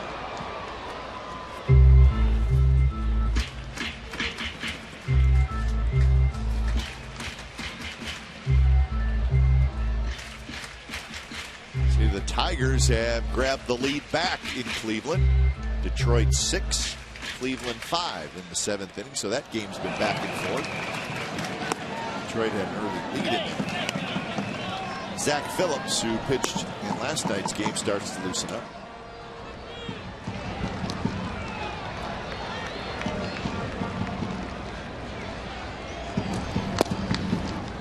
This time of year with expanded rosters, do a lot as far as matchups go because you have extra pitchers, extra position players.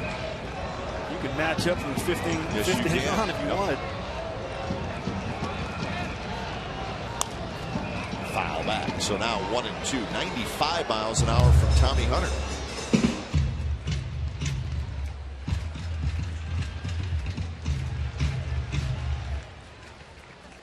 So the A's in need of a 2-out hit here in the 5th inning.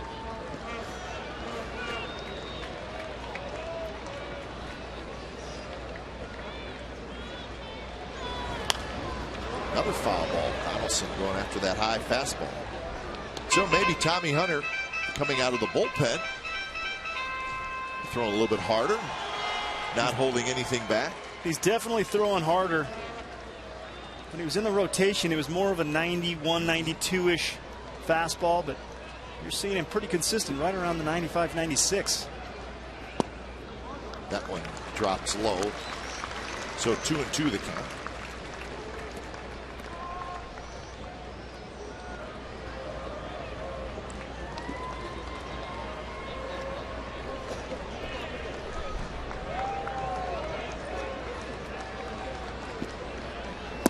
Donaldson swings and misses.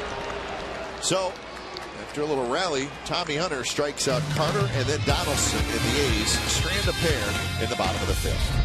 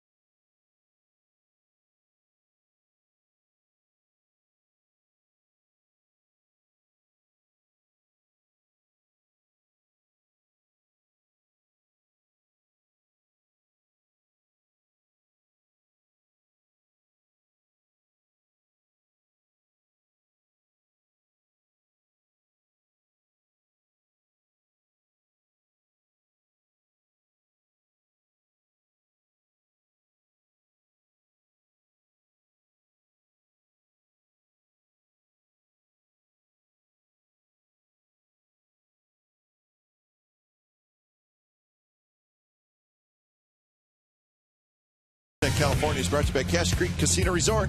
Rockin' Cache Creek, win a chance to play the Red Hot Zone. Visit CacheCreek.com for details. Beautiful afternoon in the Bay Area.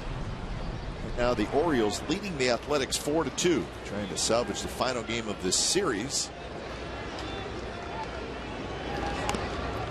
Blackleaf facing Endy Chavez, Robert Andino, and Nate McLeod. 4 runs, 5 hits, no errors for the Orioles. 2 runs, 7 hits, no errors for the Athletics. The A's have stranded 7 through 5 innings. How about that look? I like it. He's making an effort. It's the playoff look. Stretch run. Chavez again shows bunt. This one is outside. 1-1 count. Chavez has been on base twice today, a single and a walk. He's getting things started from the bottom of the order, which is always a key.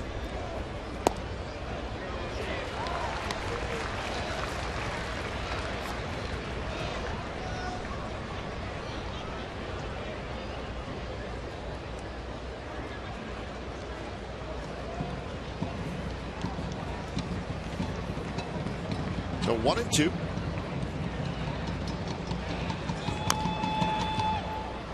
Chavez does not look terribly comfortable in there against Travis Blackwood. That's a big breaking ball. Does a nice job of just chopping at this thing, try to get a piece of it and stay alive. But you're exactly right.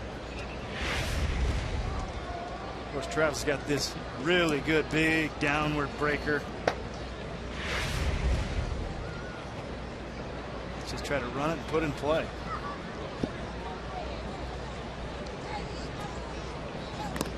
And he just got a piece of that one. He's battling. He is battling. Yes, he is. Same pitch. Just amazing how much this ball goes down.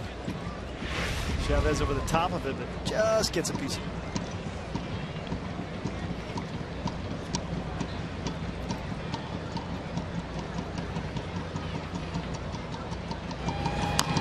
Slowly hit. Blackley's going to have to hurry. He slides and he throws it, but well late. And Endy Chavez somehow manages to get a base hit. Well, it was kind of the same swing 3 times in a row, and it was not a great swing, but it's kind of give him credit. He stayed alive. Hey, good things happen when you put it into play. He's just looking to make some kind of contact, and he barely fouled a few off. Well, he barely put this into play, but fast guy, good location. See Blackley, he's got to get to this ball, but he falls to his glove side and took the long way to the ball. Not an unathletic move, but somewhat in control right there. Here's Andino. Sacrifice and a pop out to short. So note today we're on September 16th, which is the date today, but on September 16th of last year, the Oakland A's had a record of 68 and 83. The Baltimore Orioles had a record of 61 and 88. Now things have changed. Orioles last year finished with 93 losses, in last place, 28 games back. It's the third worst record in the American League. This year they're battling the Yankees.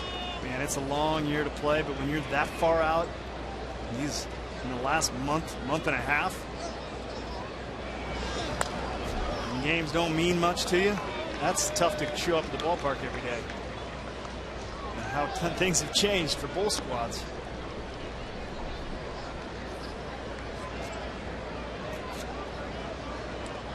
Exciting players on both sides.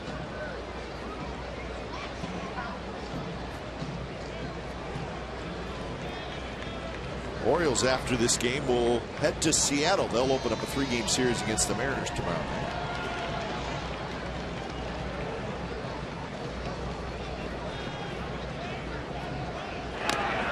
That good move by Blackley.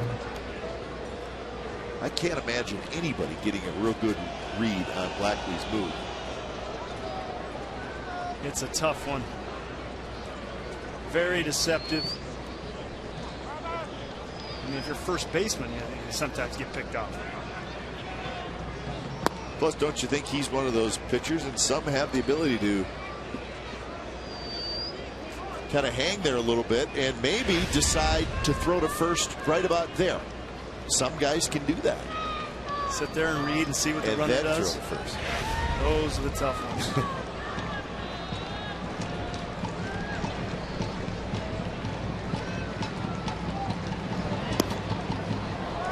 2-2 now to Andino with Nate McLeod top of the order waiting.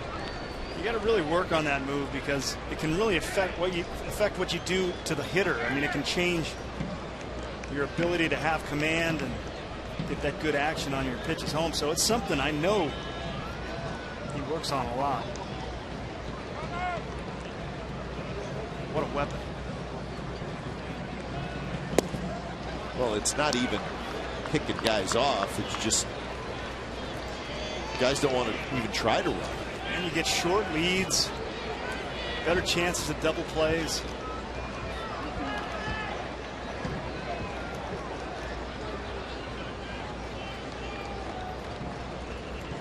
But it doesn't hurt to pick a guy off once in a while.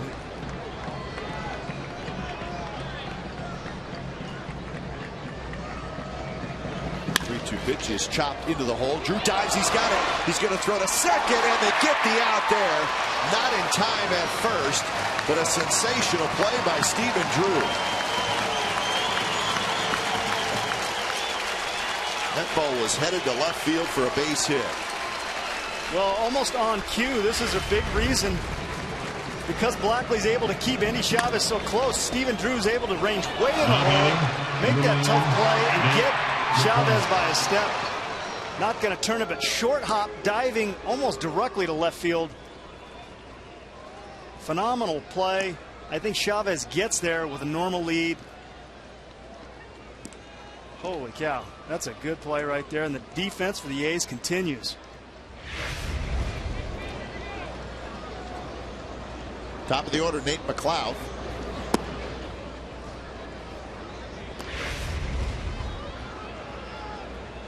You can see that hop that he gets right before he dives. So not only does he have to go so far for it, but he's got to time where his glove's going to be when this ball comes up. Good hands. And then got to make an accurate throw. The exchange from falling down and you're on your butt and you got to make a good throw. He did. Scribner heating up for the A's.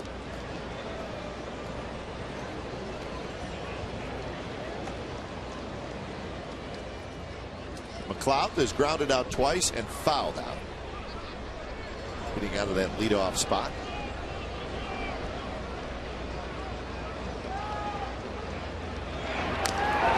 And they almost got it. But Andino called safe by Mark Carlson. Really doesn't even have that big a lead. Look at him. He goes back. He goes back and then he slides off like he's gonna get back out to his lead. But that's a good move when you do two different moves. That is pretty good. You're doing the cha-cha over there. Barely got back. Way inside, and it almost hit McLeod. So now the count is 3-0.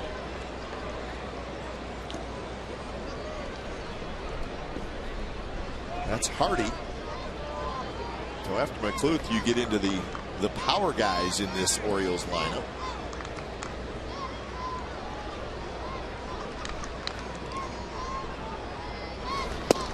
Taking all the way is McLeod, and it's right there for a strike.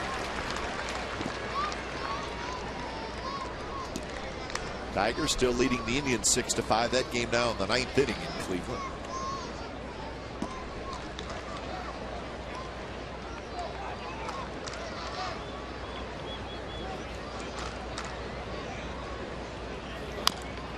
McLeod on 3-1 rolls at foul.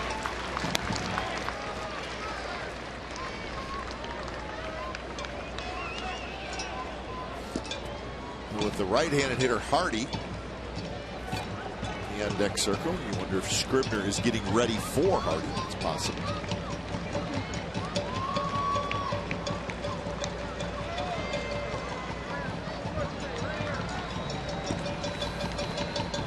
Double plays have been one of the stories for the A's in this series. They'd like to get one here.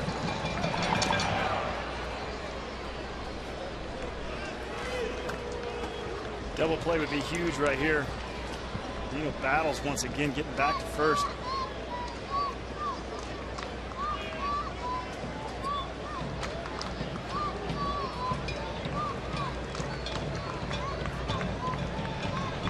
So full count. Andino, the runner at first. He's not going anywhere. The pitch is up and in, and it's a walk.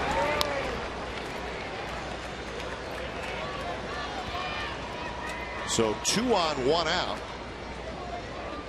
Now the heart of the order comes up. So that is 6 walks issued by these pitchers today. Number 2, J. Hardy. So that's against the norm, certainly for the Athletics pitchers. Scribner's been throwing. Now Figueroa's going to get up. Looks like we're going to make a change here.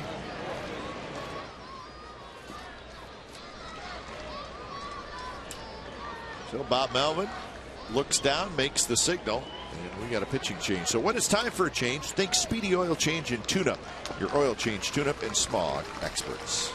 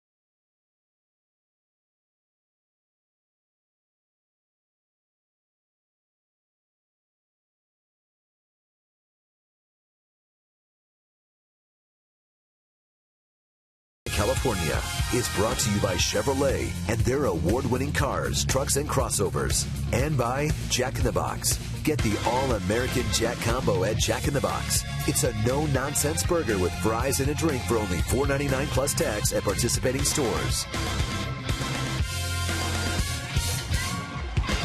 So Bob Melvin trying to get the matchup that he wants as he brings Scribner in to face Hardy. So he gets the righty on righty matchup.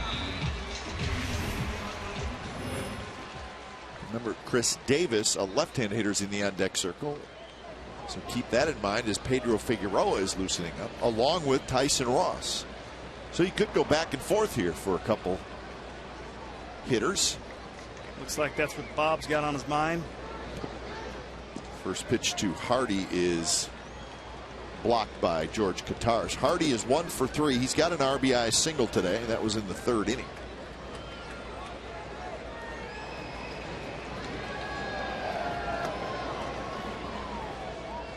So the runner at second is Andino. At first is McLeod. Pretty good speed on the bases for the Orioles.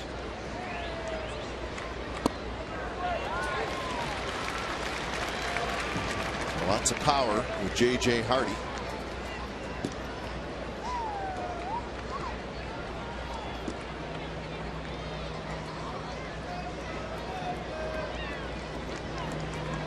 Scribner with a big breaking ball. Blackley. Lots of size, some depth. Here's the count here on Hardy.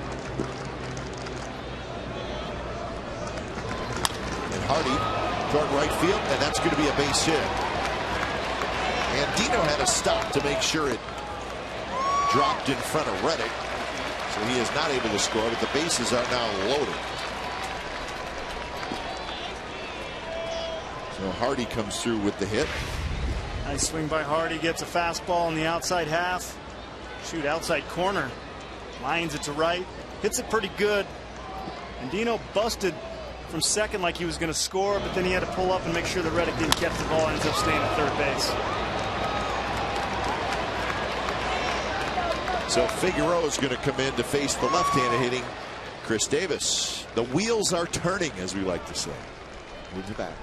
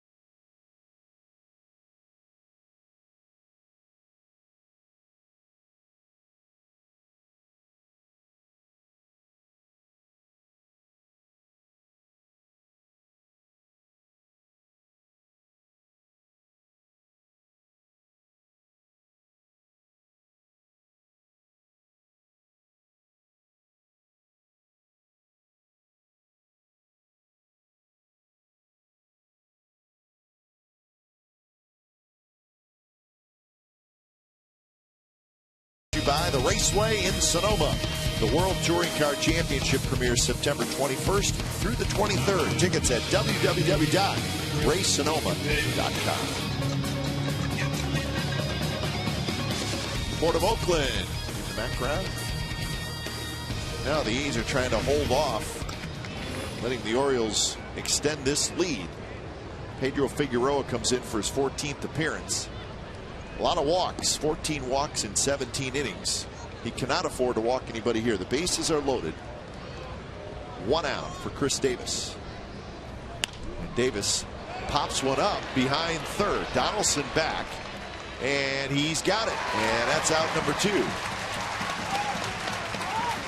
So Figueroa throws one pitch and he gets a huge out. And Bob Melvin's coming out again.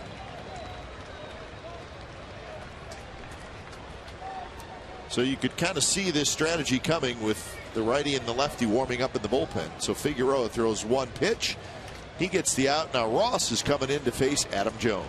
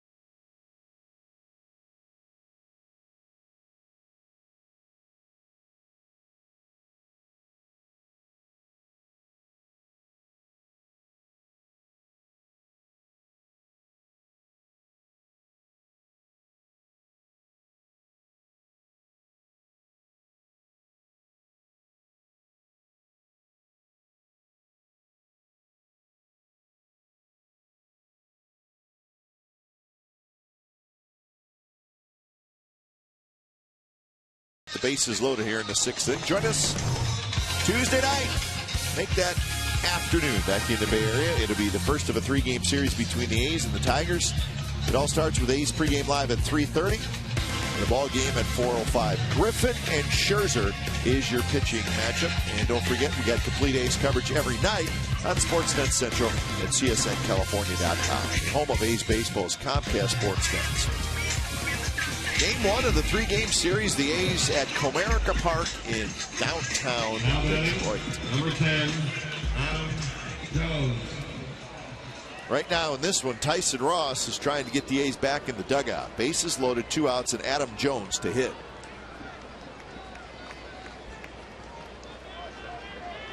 You know, Bob Melvin knows what a big situation this is. You got the bases loaded, the meat of the order, going with all the matchups he can.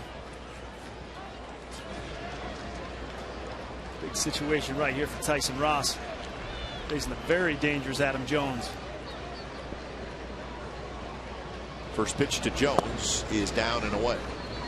Andino's at third. McCluth is at second, and Hardy is at first. I'd say Jones sees Ross pretty well. 4 for 5.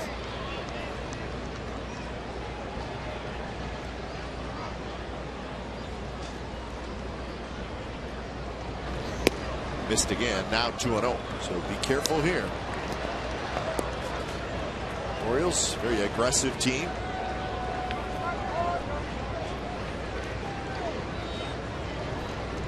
Jones is 1 for 3. He doubled in the 5th.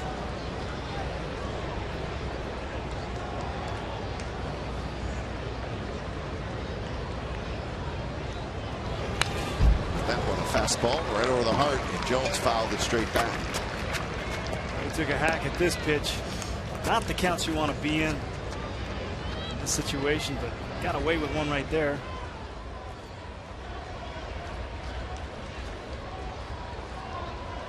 Command issues have plagued Tyson Ross most of this year.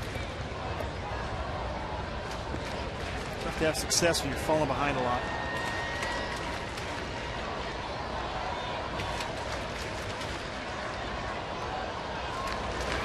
Two-one pitch, another good swing by Jones, but he fouled it back. So 2-2 the count. The Rangers have taken a 1-0 lead over the Mariners in the top of the 5th inning. That was an Adrian Beltre home run, his 33rd of the year.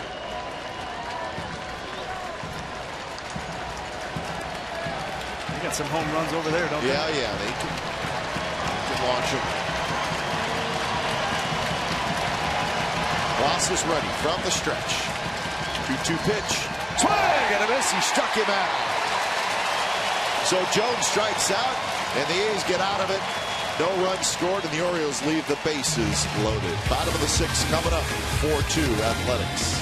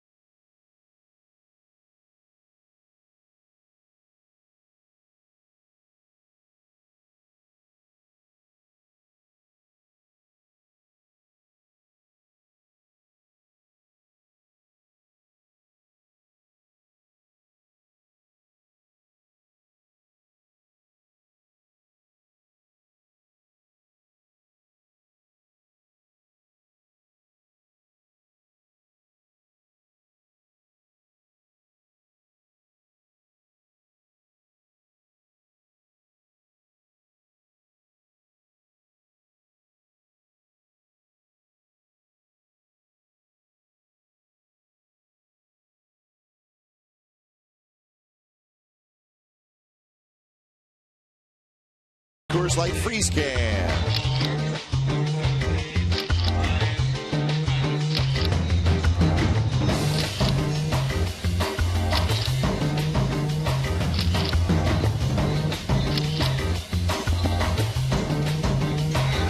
Coors Light Freeze Can is brought to you by Frost Brewed Coors Light. It's the world's most refreshing beer. Orioles 4, the A's 2. It's the bottom of the 6th inning. When it's time for change, think Speedy Oil Change and Tune-Up, your oil change tune-up and smog experts. Brian Mattis comes out of the bullpen. Seen him as a starter. Our first look at him as a reliever. He'll face Drew, Rosales, and Kataris. Good curveball for a strike. So Tommy Hunter goes an inning. Got in trouble, but was able to work himself out of trouble. So Wolf for 4. Tommy Hunter pitched the 5th, and now Brian Mattis here in the 6th. Mattis is really tough versus lefties. A couple of them coming up for the A's today. Buck decides to bring him in. Lefties are only hitting 173 off him as opposed to 339 versus righties. So maybe get some lefties out.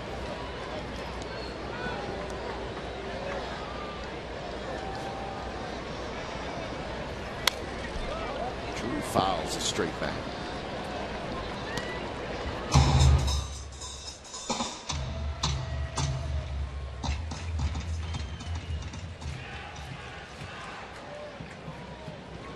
Norris getting ready. So Drew and a swinging strikeout, and that's out number 1. So the Oakland A's have now struck out 1,227 times. That's the most in Athletics franchise history. Adam Rosales. That sounds like a lot. And it is. It's the 11th highest single season total in American League history. Wow.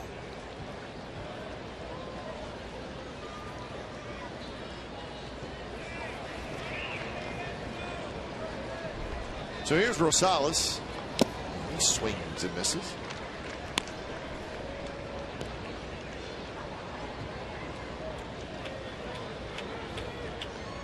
Rosales with a couple of singles tonight, or today.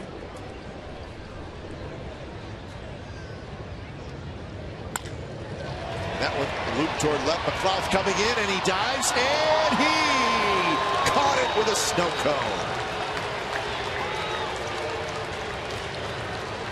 What a grab right here. That was a heck of a play. Thought this ball was going to get down for Rosie. Now batting, the catcher. McLeod gets a great jump on it. And that is a tough dive. Kind of backhanded. Straight at him. You run the risk right here of really messing up an elbow or a wrist. And the thing is snow coned, and he's real gingerly holding on to it so it doesn't hit the ground and jar it loose. Really heads up play right there. Nice grab. Well, I think the Orioles have seen so much defense from the A's in this series. They make a heck of a play themselves. I think you might see that one replayed a few times. 0-1 to Guitars. 2 outs, nobody aboard here in the bottom of the 6th.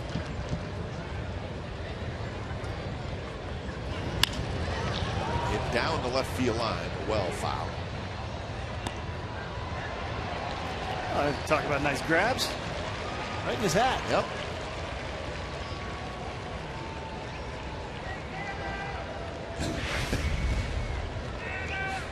Look at this.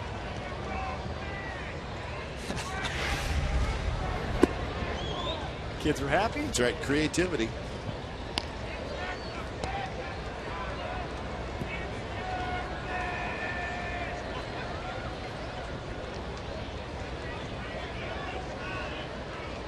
One and 2 to George Guitars.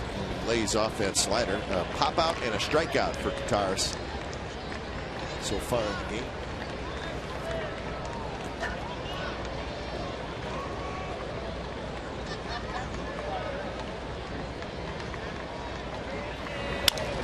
Bounce towards short. Hardy gobbles it up, throws to first, and Ryan Mattis has a 3 up, 3 down, bottom of the 6th. We're headed to the 7th, 4-2 Orioles.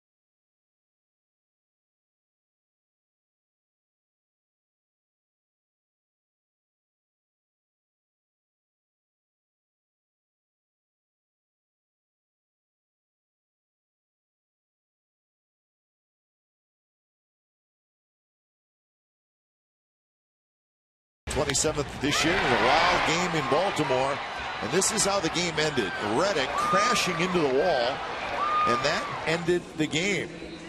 And the wind knocked out of him. He's actually carted off the field. The A's would win the game 14-9, 5 lead changes. It lasted 4 hours. Number 32. Luckily, Reddick was banged up a little bit, but he was okay, and the A's won the game. Barn burner, that one. Yep.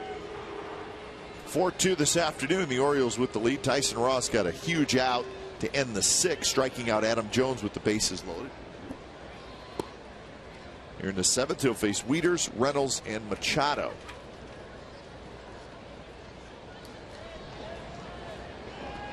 Last 3-homer game, Chris Davis did it this year. Wieters has got 2.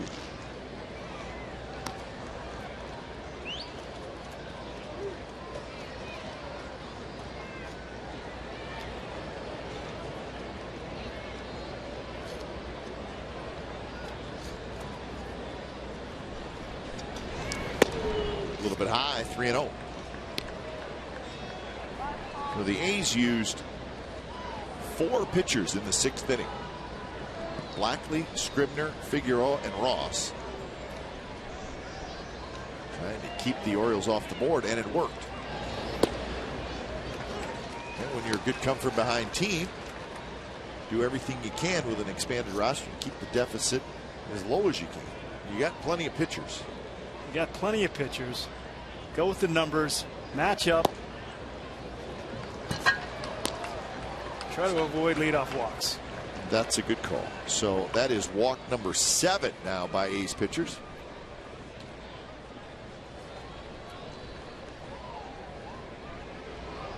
Now so leaders, 2 homers, 2 walks, and here's Mark Reynolds.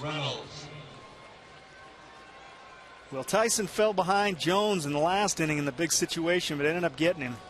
Falls behind Wieters right there, ends up walking him. So it's definitely got to try and work ahead here with these first couple pitches. Swing and a miss by Reynolds.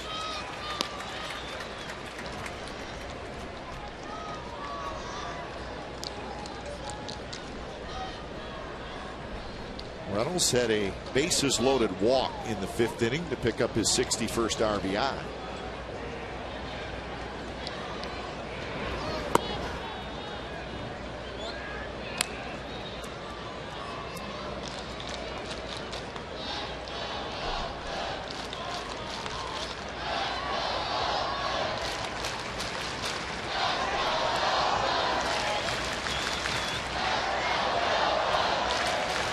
The count to Mark Reynolds. A little bit low. Well, how about the Cleveland Indians today, Scott? They scored 2 runs in the bottom of the 9th inning and defeated the Detroit Tigers 7-6. How about that? They beat Valverde. Beat Valverde, huh? So that's not easy to do. Boy, it just seems like teams are in a pennant race. When you lose a game, you think you got it won and you lose it like the Angels did last night, Tigers did today. Boy, that's got to be tough. It's got to hang with you at least for a little while. For sure. So the Tigers thought they had a W. They do not. So they are now 4 behind the Orioles for the 2nd wild card. And they lose a game in the standings to the White Sox, who won. So they now trail the White Sox by 2 games. So the Tigers were going for the sweep, but they could not get the final out, and the Indians win the game. Those are exhausting losses. Everybody at this time of year is physically exhausted, now emotionally. Well, that doesn't help. Ross pulls the ball again, really has a tough time, loses the ball to that side of the plate a lot. You can see it right there.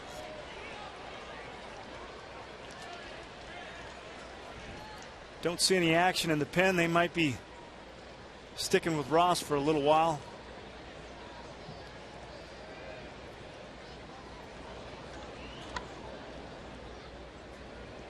Nobody's moving around out there, not at the moment.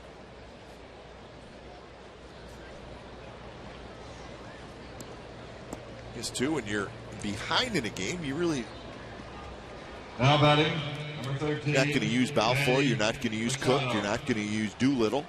So your main guys. Well, winning the first 2 games of the series sure helps things too. I mean, not that you're not going to try and win this game, but this time of year, arms are tired, and any kind of rest you can give them. Hope to get some meaningful innings out of some other people. That's what they're hoping for from Tyson Ross right here. Here's Machado. Corner infielders come in. They think Machado may be bunting. He's not, and he takes high.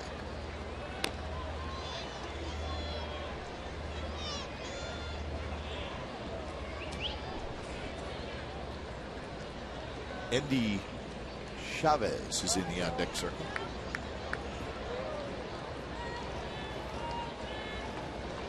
So Tyson Ross has walked the first 2 hitters here in the 7th inning. And Machado lines one to left, and that's a base hit, and that's going to go all the way to the wall. Wieters is going to score. Reynolds is being held at third, and now he's got to slide, slips, and then slide back into third.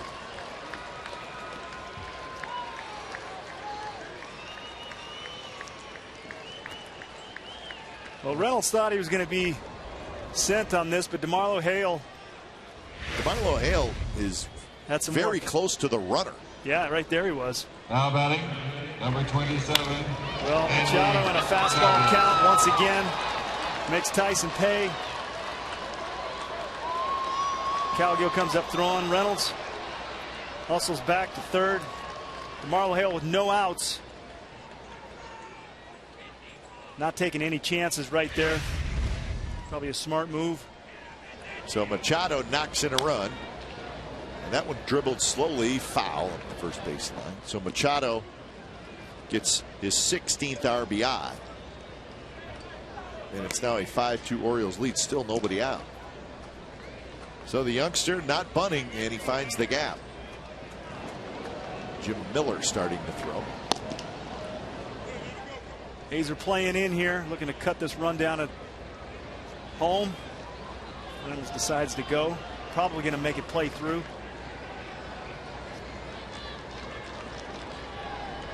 Two singles and a walk for Endy Chavez, so he's had a good night at the plate. Just outside, 1-1. Walk, double for the Orioles here in the 7th inning.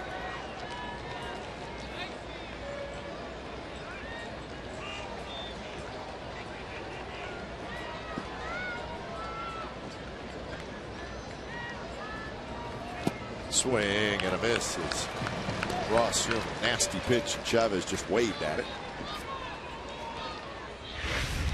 Good sink right here.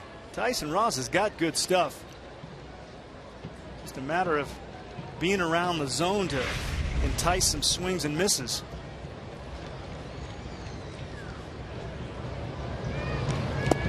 That one floats outside. So the count is even at 2-2.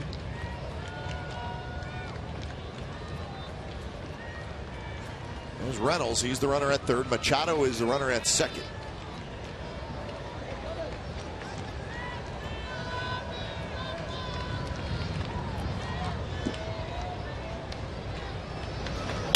That one bounced over the mound and into center field. A base hit. 2 runs are going to score, and it's 7-2. Just a little chopper, and with everybody in, you could tell immediately that it was going to get through. So Endy Chavez is having a huge day. 3 hits, a walk, and now 2 RBIs. Can't get the man out today. Gets a changeup right here from Ross. Not a bad pitch. A little up with the drawn in infield. You can see the space right up the middle. Good placement. 2-run score. So Tyson Ross is done. Jim Miller's coming in, and the Orioles have scored 3 times here in the 7th inning. They lead 7-2.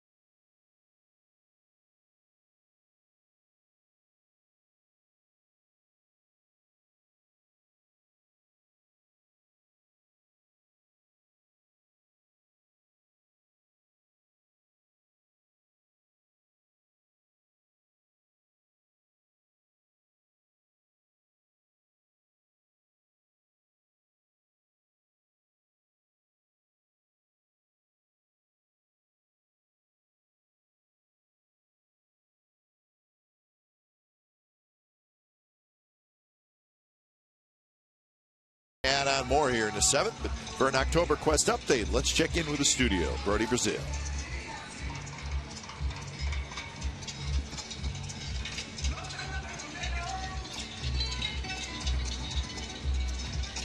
Now batting, number 11, Robert Andino.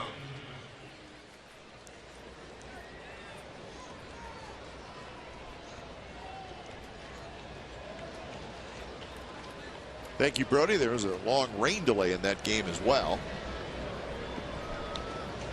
Here's Robert Andino. The first pitch from Miller is way inside. So a walk, a double, and a single. And that is how the top of the 7th has gone so far for the Orioles, and they have scored 3 times.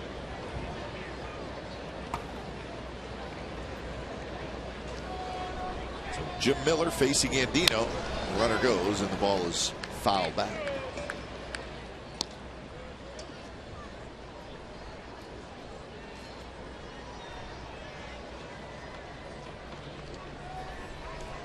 The Orioles have stranded 9 runners so far today.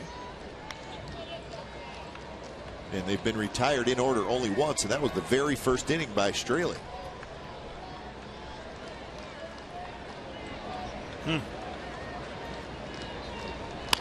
That one hit past Donaldson down the left field line. Cowgill gets to it quickly. He was playing shallow anyways. So Andino's aboard. Andy Chavez stops at second base. Tough play for Donaldson. Not much you can do right here. Ball's hit hard right down the line. You take one step over there. Try to see if you can get that hop. Great play if you make it. Not an easy one. So it's a hit for Andino, and now the top of the order, Nate McLeod.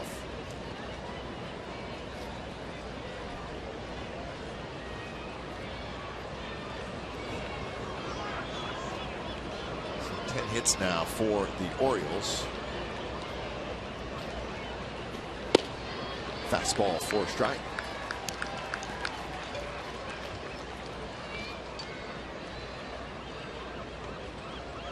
And a boatload of walks. Indeed. I got 8. You got 8 too. See how many have scored. 3 of the 8 have scored.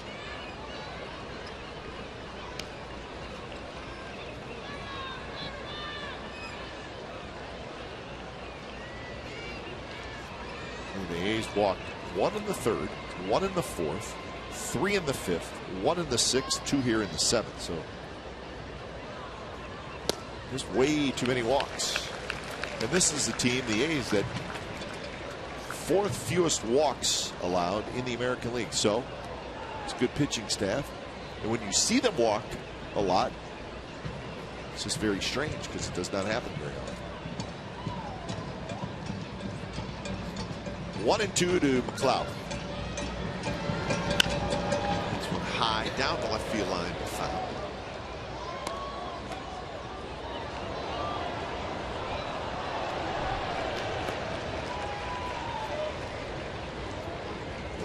Lefty got it. He's a spark. He is a spark.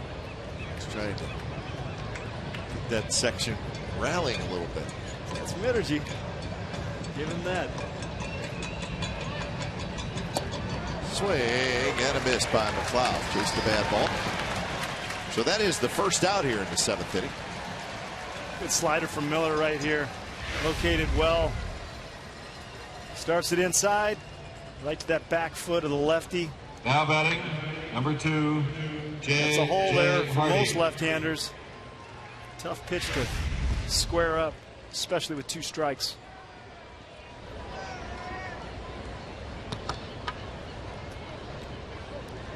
So here is J.J. Hardy. Hardy is 2 for 4, a couple of singles and an RBI.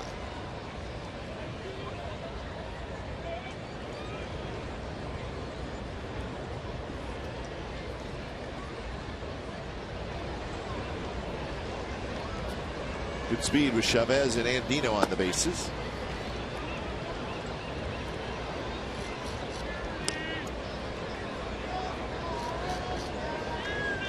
this afternoon, 20,539.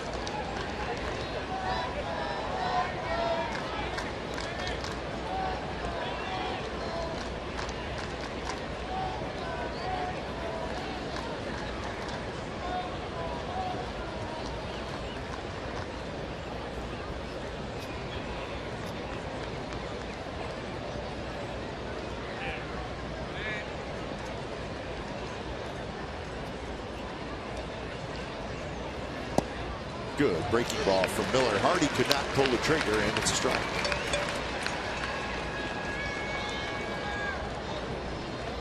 So 1-2. Chris Davis waiting in the on-deck circle.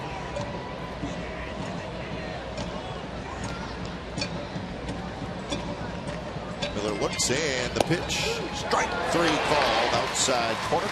Out number 2.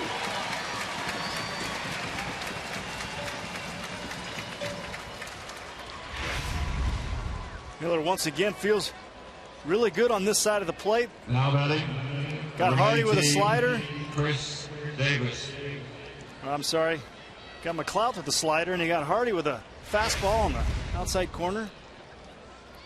Some guys have certain parts of the plate they feel real comfortable with. Miller feels really comfortable on that side.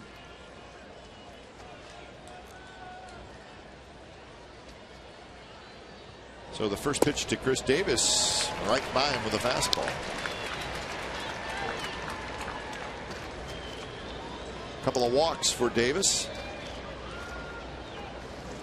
He has scored a run.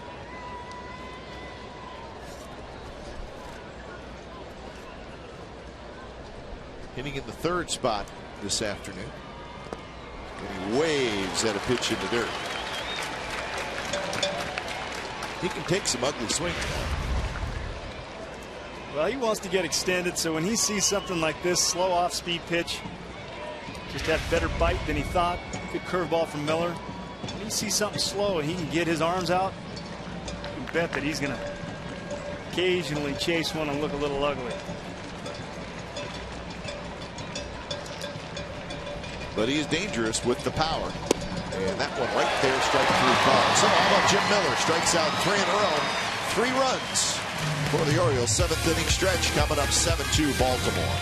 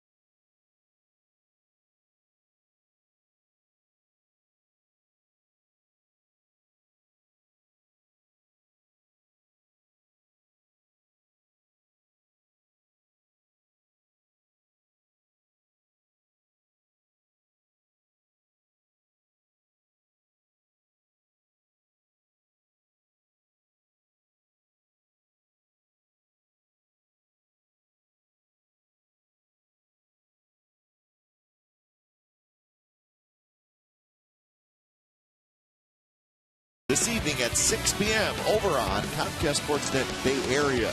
We'll have highlights from the A's game, highlights from the Rangers game, and all the wild card ball games going on.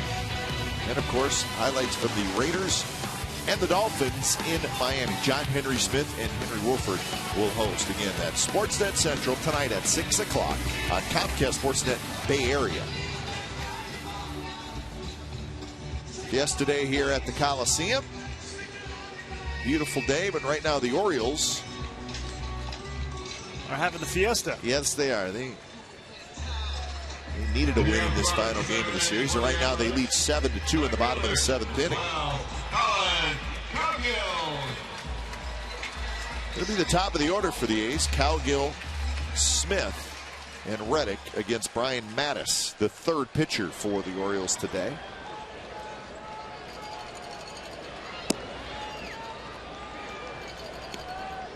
Cowgill is 1 for 3. He doubled and scored in the first inning, and then he struck out in the second, struck out again in the fourth.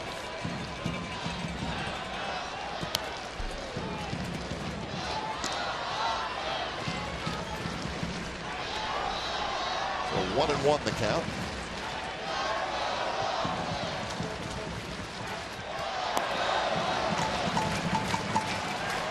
Darren O'Day starts to throw. Cowgill had a good rip at that one, fouls it straight back. Now he's behind in the count, 1-2.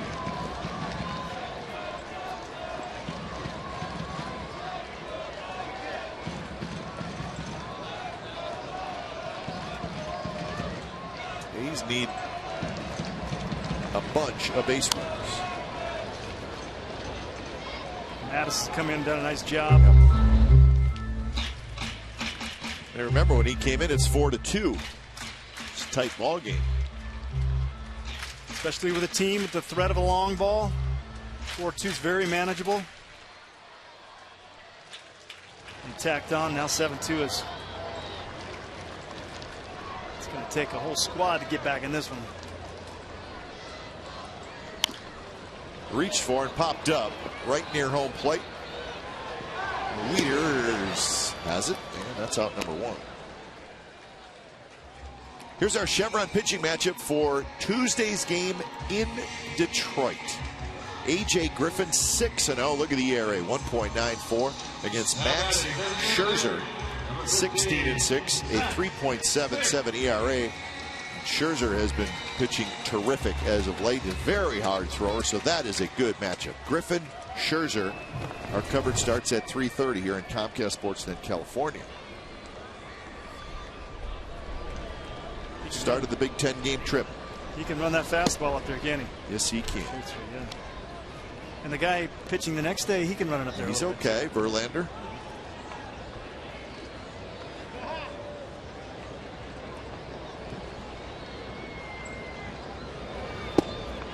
A little outside to Seth Smith, who singled in the 5th inning, pinch hitting for Gomes.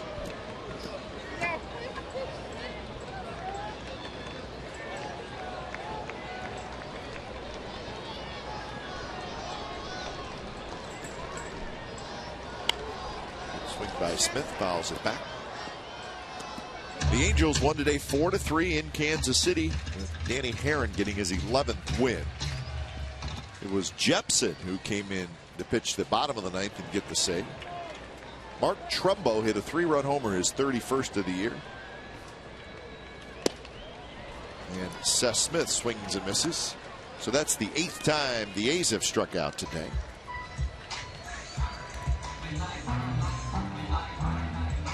And that'll bring up Reddick. How about in right fielder? Well, 2 strikes against a tough lefty. He's got a pretty sneaky fastball. Got a lot of things that you got to cover, and Mattis is able to throw it by him. No matter the score, the Bernie still lives. Yeah, I don't think the Bernie's going anywhere for a while. At least not here in 2012. 0-1 to Reddick. Homer, strikeout, foul out. And this one's popped up to shallow center. And it's going to be Adam Jones, the center fielder, who takes charge. And Brian Mattis has a 3-up, 3-down inning, his 2nd in a row.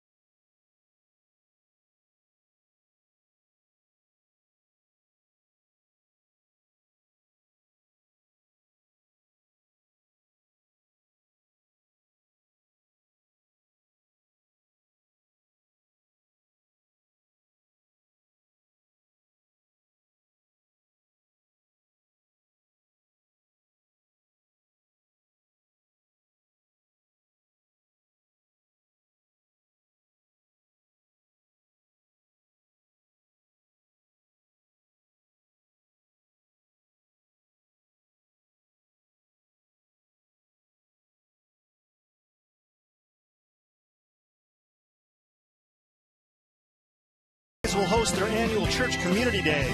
This post-game event is highlighted by ace players sharing their testimonials, as well as a performance by Donnie Moore and the Radical Reality team. For more information and tickets, go to oaklandathletics.com/church. You must purchase a special ticket for this event to participate in the post-game festivities.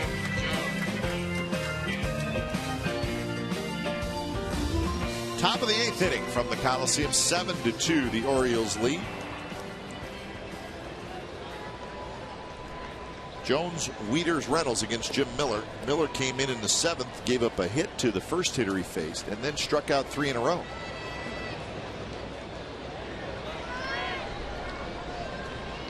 Settled in pretty good, looked pretty sharp there, made some nice pitches. Adam Jones swings and misses out of slider. Jones is an aggressive swinger early. He's shown that this series. Chases right there, a good slider from Miller. Sometimes you get on that 29 home run, you want to get part of that 30 home run club. Try to get it done early in the count. Slider, swing and a miss again by Jones.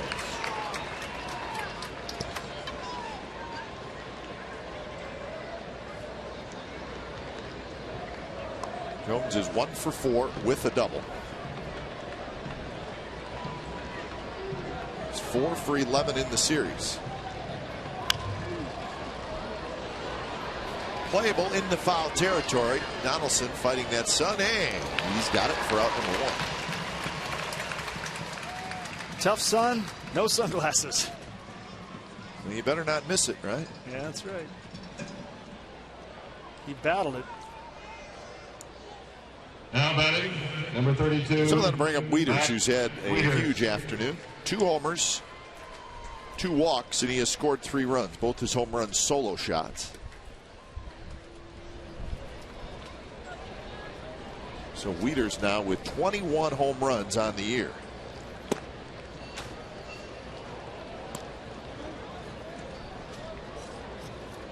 This is Wieters' 3rd full year in the big leagues. Last year he hit 22 home runs, so he's got a pretty good shot to get to that and beyond this year.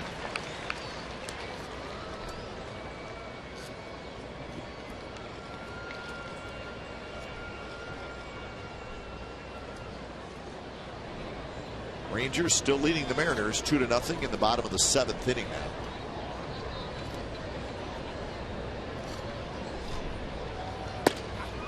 The Yankees beat the Rays today 6-4. Kuroda over Moore. Kuroda had 10 strikeouts in 6 innings. Matt Moore was not good today. 5 earned runs allowed in 3 innings.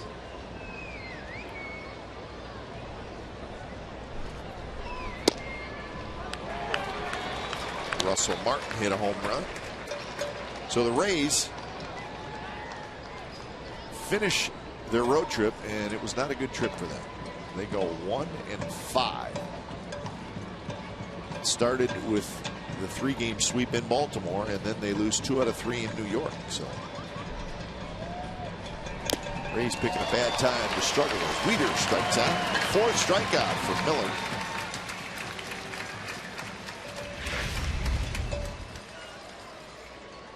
Fastball away, kind of misses up and over the plate. Kind of a place that Now batting, number Wieters 12, has done some damage today, Mark but Miller Reynolds. sneaks it by him and records, actually ruins his perfect day of reaching base 4 times in a row, but still a good day for the young catcher. Here's Mark Reynolds. I was looking at the Rays schedule. They will go home now and play Boston for 4 and then Toronto for 3. They finished the season at home against these Orioles. So that could be a meaningful 3-game series. That could be really huge.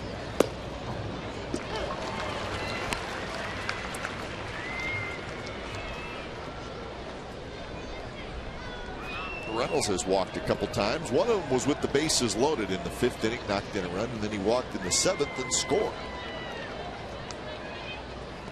And he's been in the middle of a couple of the rallies the Orioles have put together. That ball gets away from Miller, but he's done a nice job. He's come in, he's been sharp. strikeouts.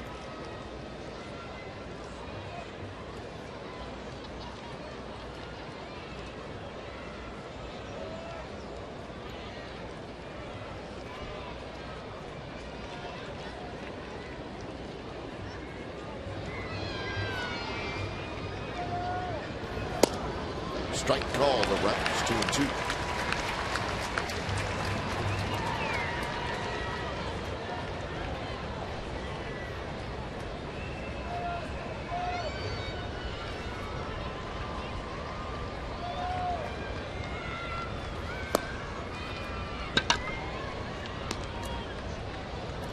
Reynolds had that arm problem yesterday.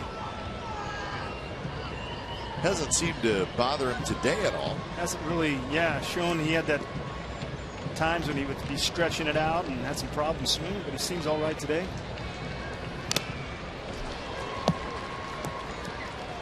He does look like he's got it wrapped up. Definitely got a compression type of wrap or bandage on that left elbow. Not so sure it's not forearm bicep type of strain. So if you just turn it the right way, get a jolt of pain. Tweaks it, yeah. Yeah, that one is low, and it's another walk. There's 9 walks now by A's pitchers. Reynolds had a few swings where he just looked uncomfortable with that left. You can see him shaking his arm right there, and in the dugout he's pointing number 13, Manny. And he really comes off with that bottom hand, so that left hand does a lot of the torque itself. Creates a lot of leverage. He's got good bat speed.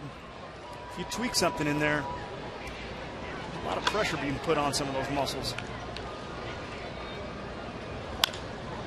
Big chopper toward third, and get the out at second. Side retired. Bottom of the 8th coming up. Cespedes is going to lead it off. It's 7-2 Baltimore.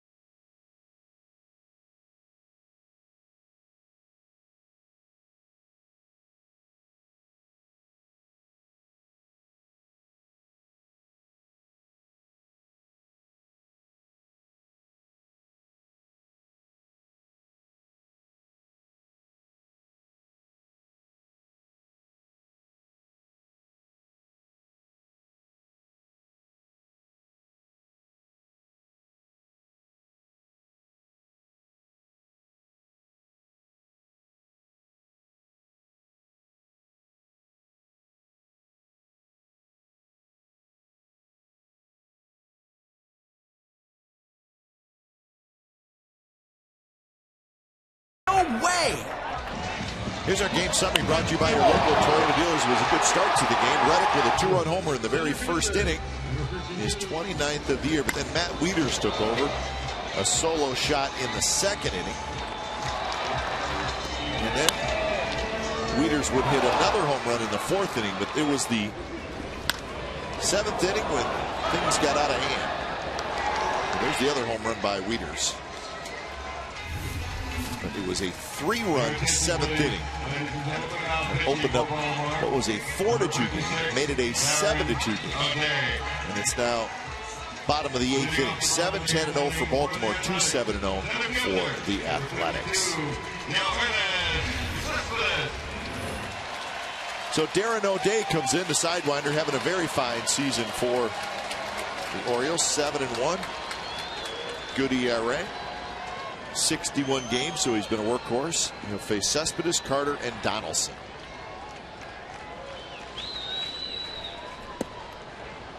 First pitch in for a strike. So you see what O'Day specializes in with the sidearm delivery.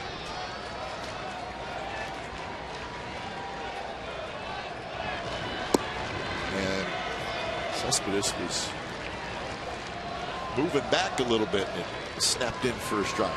Definitely funky O'Day. He's a two-pitch guy. Likes to drop to that slot. Tough on right-handers. Having a good year.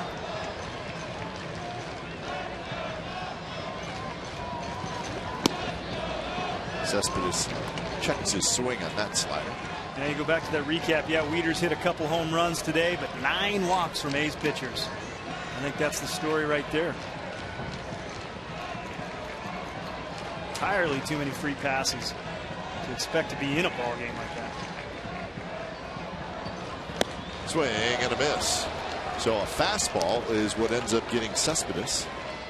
Fastball with a little sink and a little rise. He comes from that low angle. This ball seems to almost rise up in the zone. Now batting first baseman. You can see Cespedes pass underneath the bottom of it. Just don't see that plane very often as a hitter. Tough to adjust. So 1 out for Carter. Inside corner strike.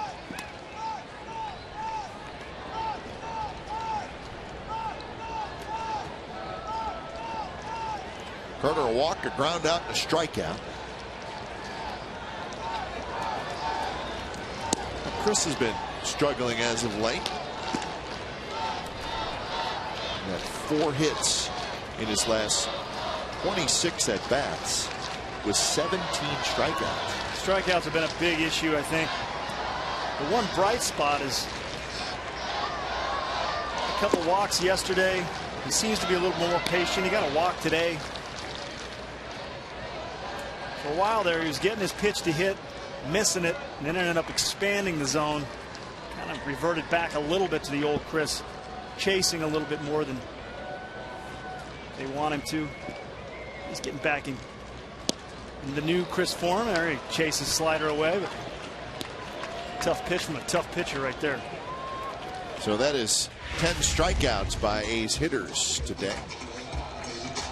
Starts this thing right at the outside corner. Now batting third Looks baseman. good, and then it disappears. Josh Donaldson. He's going to strike out. I mean, strikeout's going to be a part of his season every season. Just want to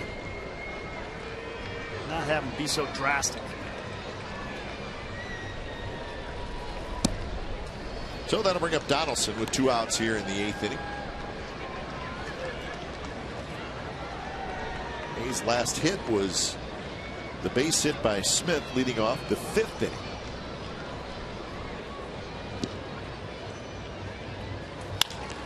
And that one lined over the head of Hardy, and that's a base hit. So Donaldson gets his first hit. He heard you.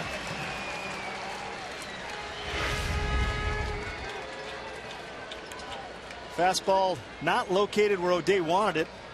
Left it out over the plate. Donaldson made him pay. Now batting Just shortstop. out of the outstretched arms of Hardy. Nice piece of hitting.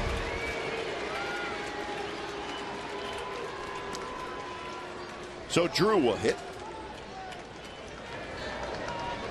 Zach Phillips gets up again. He was up earlier in this game.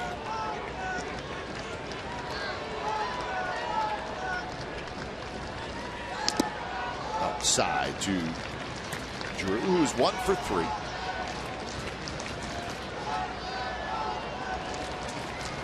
Two for 10 in the series for Drew.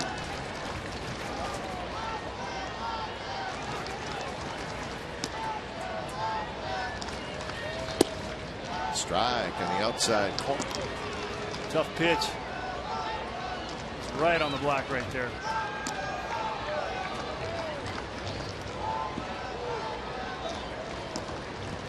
O'Day doesn't throw hard. He's about 83, 85. That angle really makes it tough. A lot of Brad Ziegler. See that? Yep. Ziegler now pitching for the Diamondbacks.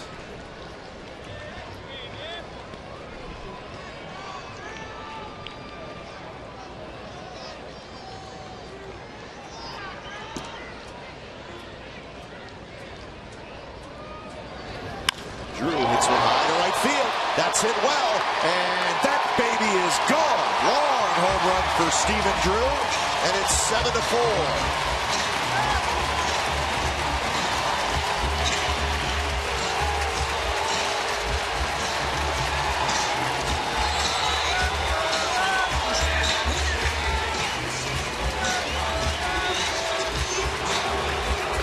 One swing of the bat, it's new life for the A's. Stephen Drew goes deep yesterday, gets a pitch over the middle of the plate, and he shows you he's more than just a line drive hitter. He gets a ball, he's well enough, strong enough to hit the ball out of here, and he does here. That ball's hammered. Get a couple home runs foul. Goes deep right there. He's feeling the long ball right now. So Jamal Weeks is going to pinch hit here in the 8th inning. 2 outs.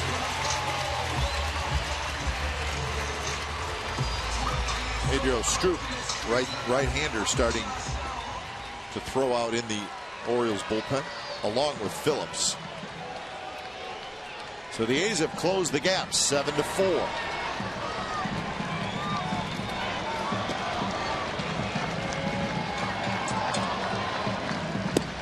There's a strike. So O'Day struck out the first 2 hitters in the inning. Well, you just never know. Donaldson a hit, drew a home run, and just like that, you've scored twice. Jesse Chavez on the left, Blevins on the right.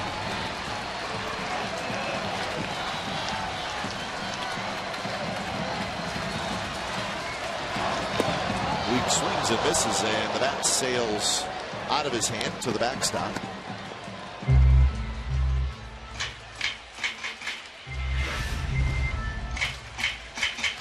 Weeks throws the bat a lot. I'm not sure, he just must hate pine tar. It really has a loose grip on the bat, keeps it at the end of his fingers. Some guys are just more prone to chucking it than others. I love caking all that stuff on there. Yeah? Yeah. I put it on my golf clubs. Not a bad idea. I don't see any pros doing it. I'm worried that it's a bad idea. Maybe you started something. Maybe there's a golf pro out there listening to us, and they're going to think that, okay, pine tar on the golf club is not a terrible idea. When it's sweaty and hot somewhere, you know? That's fair. Weeks jammed, hangs in there, pops a foul.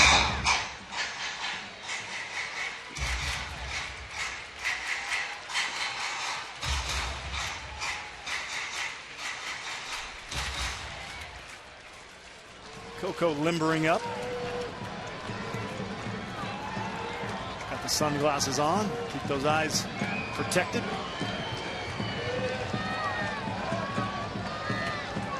So another 1-2 pitch. O'Day to Weeks. Swing and a miss, struck him out. A's get 2 on the Drew home run. So we are moving to the 9th inning from the Coliseum. It's the Orioles 7 and the A's now with 4.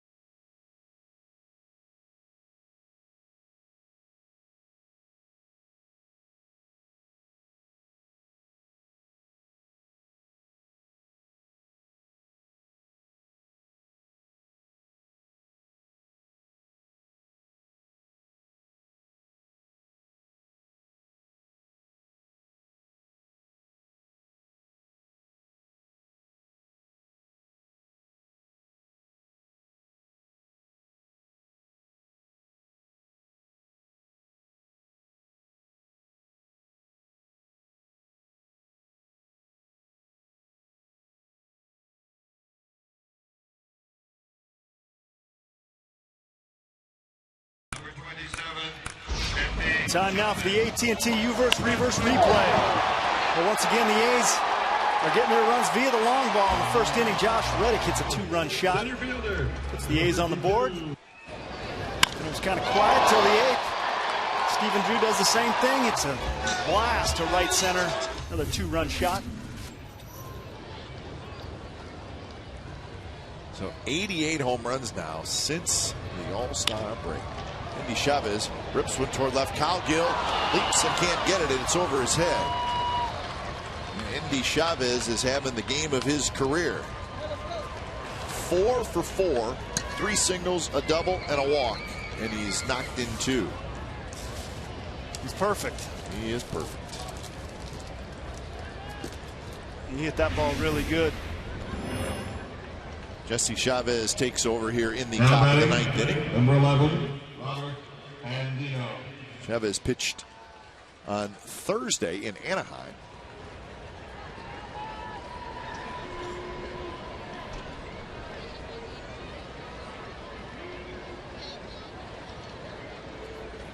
Andino shows bunt, and the pitch is outside. Jamal Weeks stays in the game to play second base. He pinch hit for Rosales.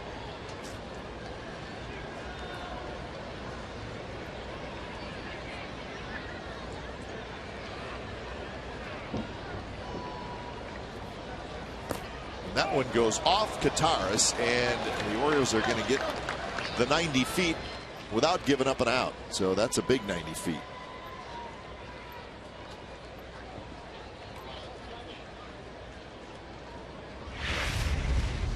Well, the ball's in the dirt right here.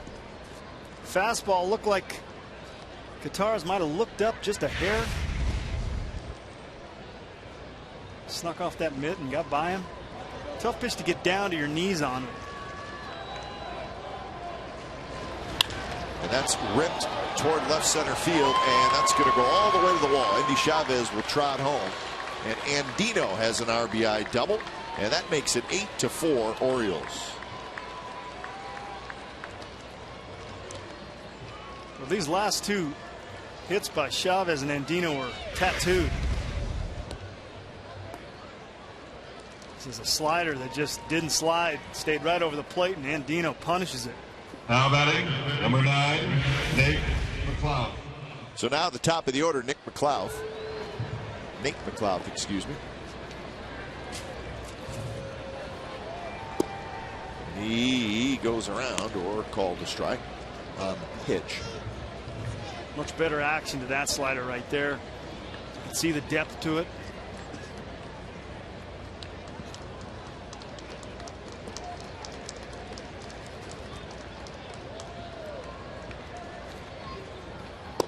That one in first strike, and it's 0-2.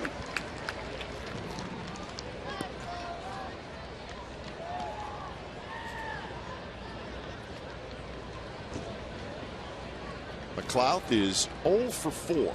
He also walks, so this is his 6th at bat, and he swings and misses, and he strikes out. So that's out number 1, and here's another October Quest update from Brody Brazil in the studio.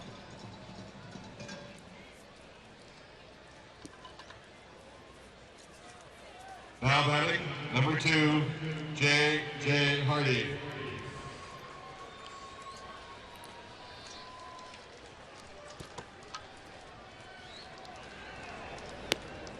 So we'll keep an eye on that one into the late innings. The Rangers will have off tomorrow, and then they will open up a road trip in Anaheim. So Rangers Angels Tuesday, Wednesday, and Thursday. Series there. The Rangers and the Angels will play 6 more times this year.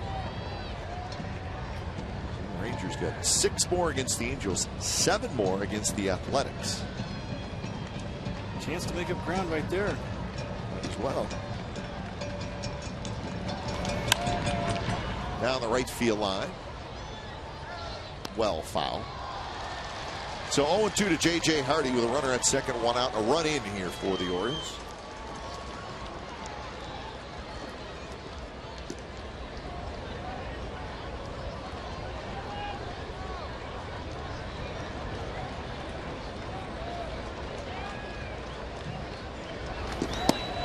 very close pitch, called the ball.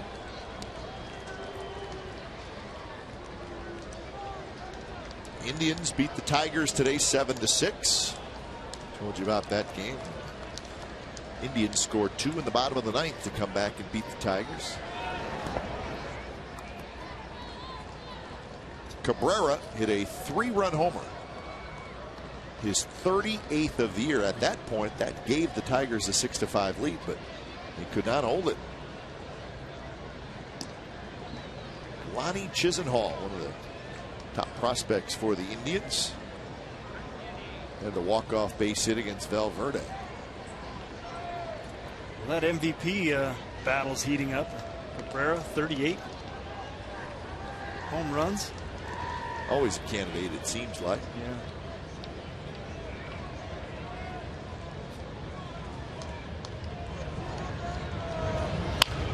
Hardy hits it hard, but foul.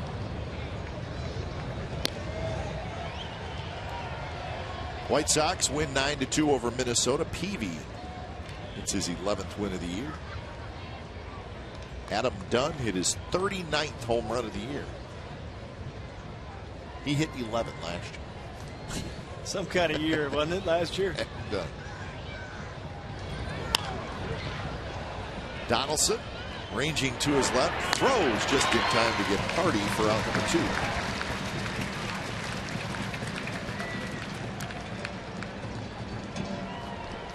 So Chris Davis will hit. Now batting. Only did Adam Dunn only hit 11 home runs last year. He also hit like 160. Yeah, 42 RBIs. Played by Donaldson. 2 outs brings up Davis.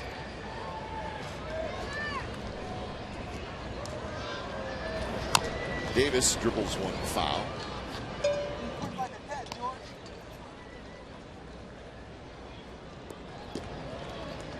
A couple close games still being played in the National League.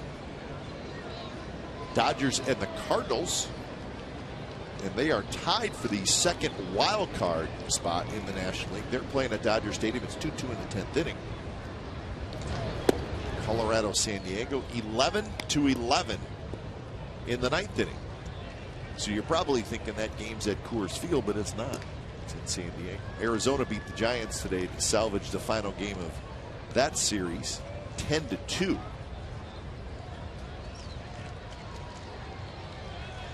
Swing and a miss by Davis. Now 1-2.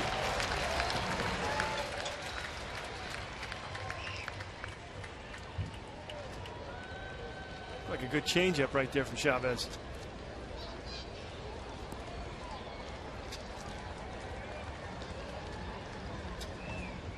Davis today 0 for 3 with 2 walks, a pop out, and 2 strikeouts. But it's his 6th at bat, so you know there's some offensive production in 9 innings. You get 6 at bats. And that's a flare, and that's going to drop for a hit. And Dino's going to come around to score. So Chris Davis knocks in his 70th run, and it's now 9-4. The Orioles lead. Come on, Robert. What do you know? Davis finally gets his first hit of the afternoon.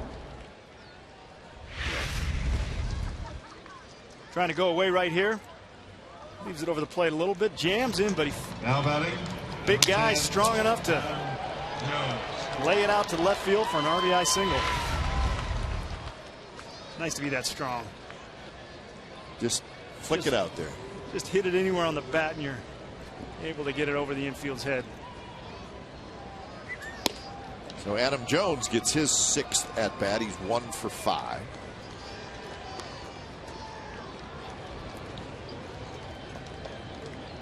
So 13 hits now for Baltimore.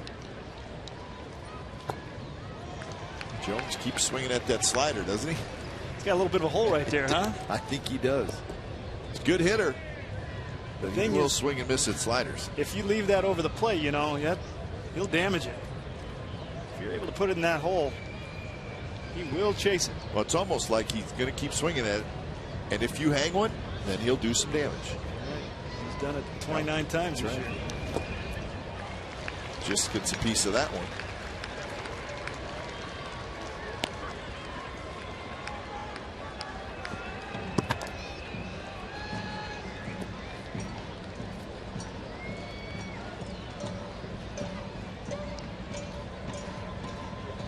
A's will have Kataris, Cowgill, and Smith in the bottom of the ninth. Hopefully more than that.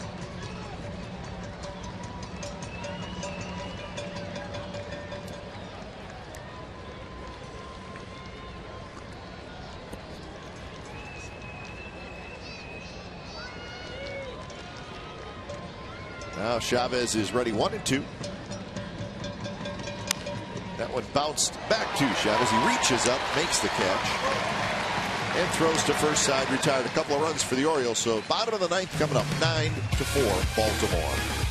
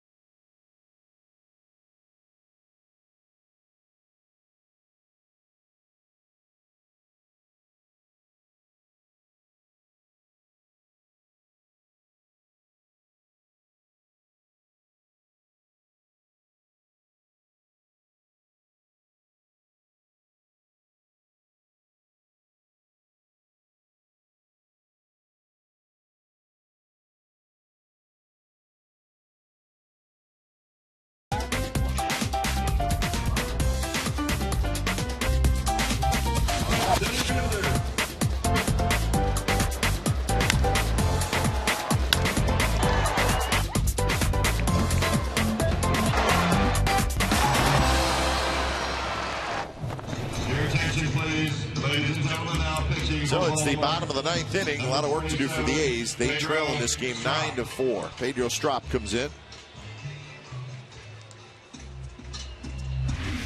A's will travel tomorrow. Fly to Detroit. Here's Pedro Strop. And he'll face George Kataris.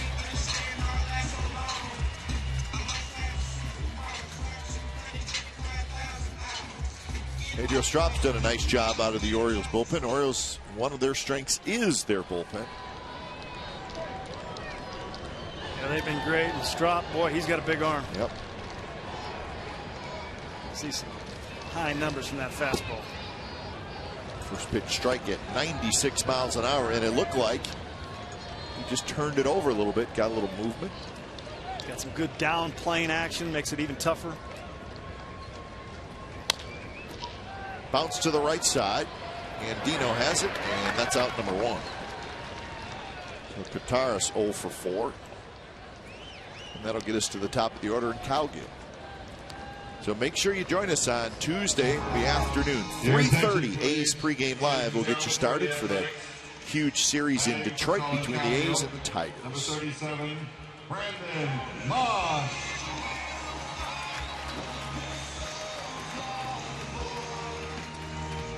So we got a pinch hitter, Brandon Moss, on his birthday. 29 years old. And he takes the first pitch strike. So happy birthday to Brandon Moss.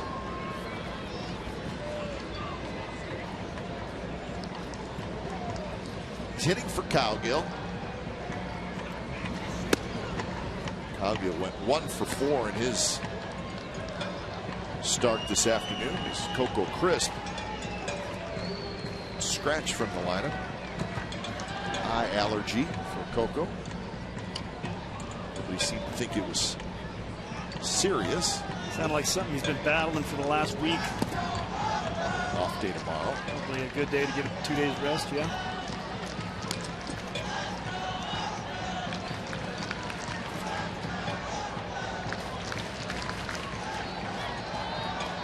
2-1 the count to Moss.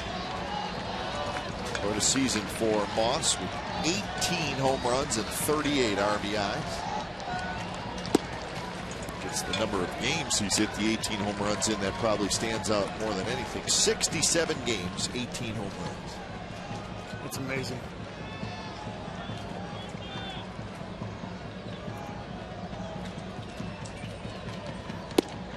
And he takes the walk. So Strop retires the first hitter, but walks the second hitter. Now batting. And that'll bring up Seth Smith. Number 15, Seth Smith.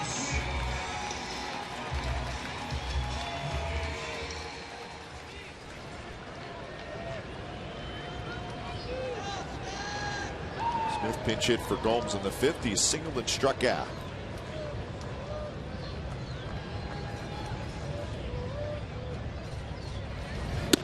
Up and away.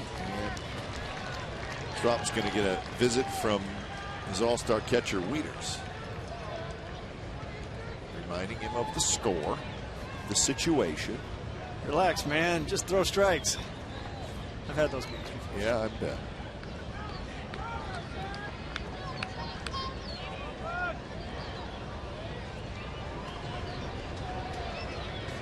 Moss not being held on, so he takes off. So he'll get to second. Pitch called a strike.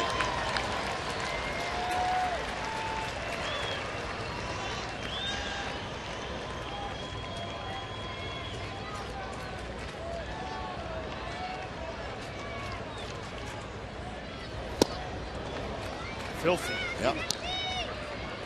So we've seen him at 96 with movement. That one at 88. Split. Yeah. Nasty stuff. Bottom just falls out of it.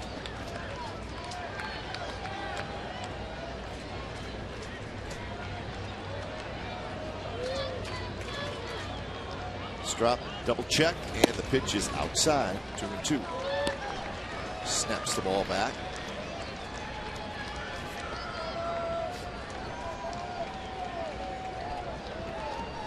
Well, the Rangers just wrapped up the 2-1 win over Seattle. They had to work for it, though. Swing and a miss. A nasty pitch. And that is the 12th time the A's have struck out today. Well, you got 97 miles an hour to worry about on the fastball, and then this thing comes out. The bottom just falls out of it. Near impossible to hit that pitch when located just like that. Filthy. So here's Reddick. In for a strike. The Mariners had runners at first and third with 2 outs in the 9th inning. Matt Harrison was going for the complete game, but the Rangers went to the bullpen, and it was Koji Uehara who got the final out for the save, and the Rangers win it 2-1. That one's flipped to left, and that's going to be a base hit. It's going to allow Moss to score. So Reddick gets his 3rd RBI in the game, and it's now 9-5.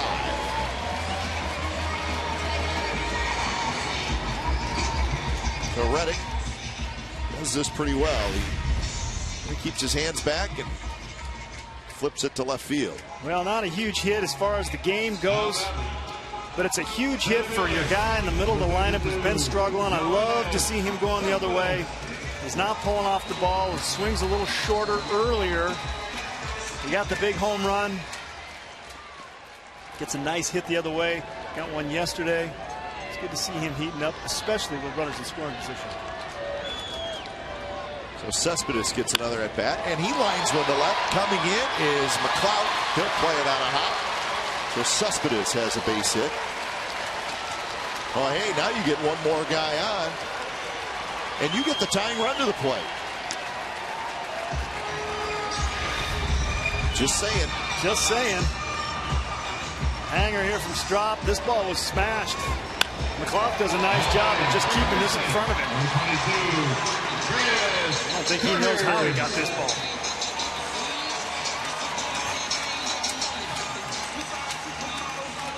So here's Carter. On deck is Donaldson. On deck is the tying run. Buck's going to have a talk.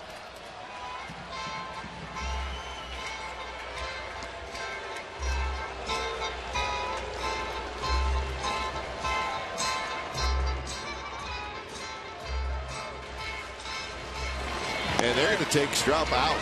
Wow, how about that? The closer, Johnson's coming in. 9-5, Orioles lead.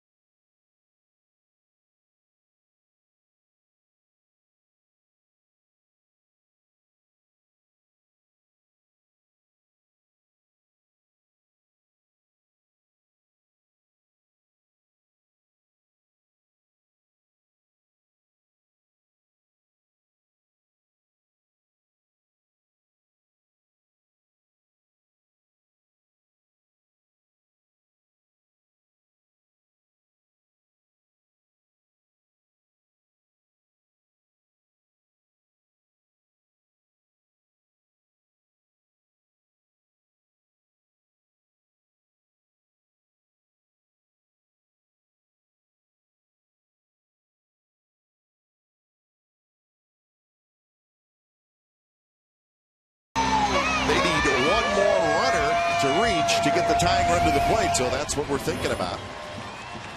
Jim Johnson is the closer, and he's a good one. 42 saves this year as he faces Carter. A 4-run lead, but the tying run is in the on-deck circle, so if you enter the game, it's not the start of an inning, and the tying run is in the on-deck circle, it's a save opportunity. So that is the case for Johnson. Johnson had that game in Baltimore where top of the 9th inning, Orioles were leading 9-8, but A's knocked him around big time. He scored 6 runs and won the game. 1-1 to Carter is low. See if those demons are still lingering.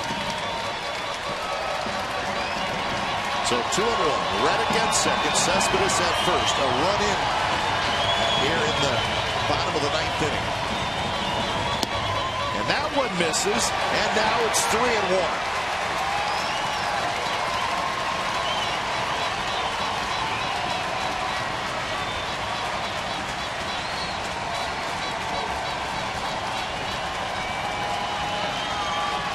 Pitch to Carter. Foul back. Now full count. So the runners will take off. Reddick at second. Cespedes at first.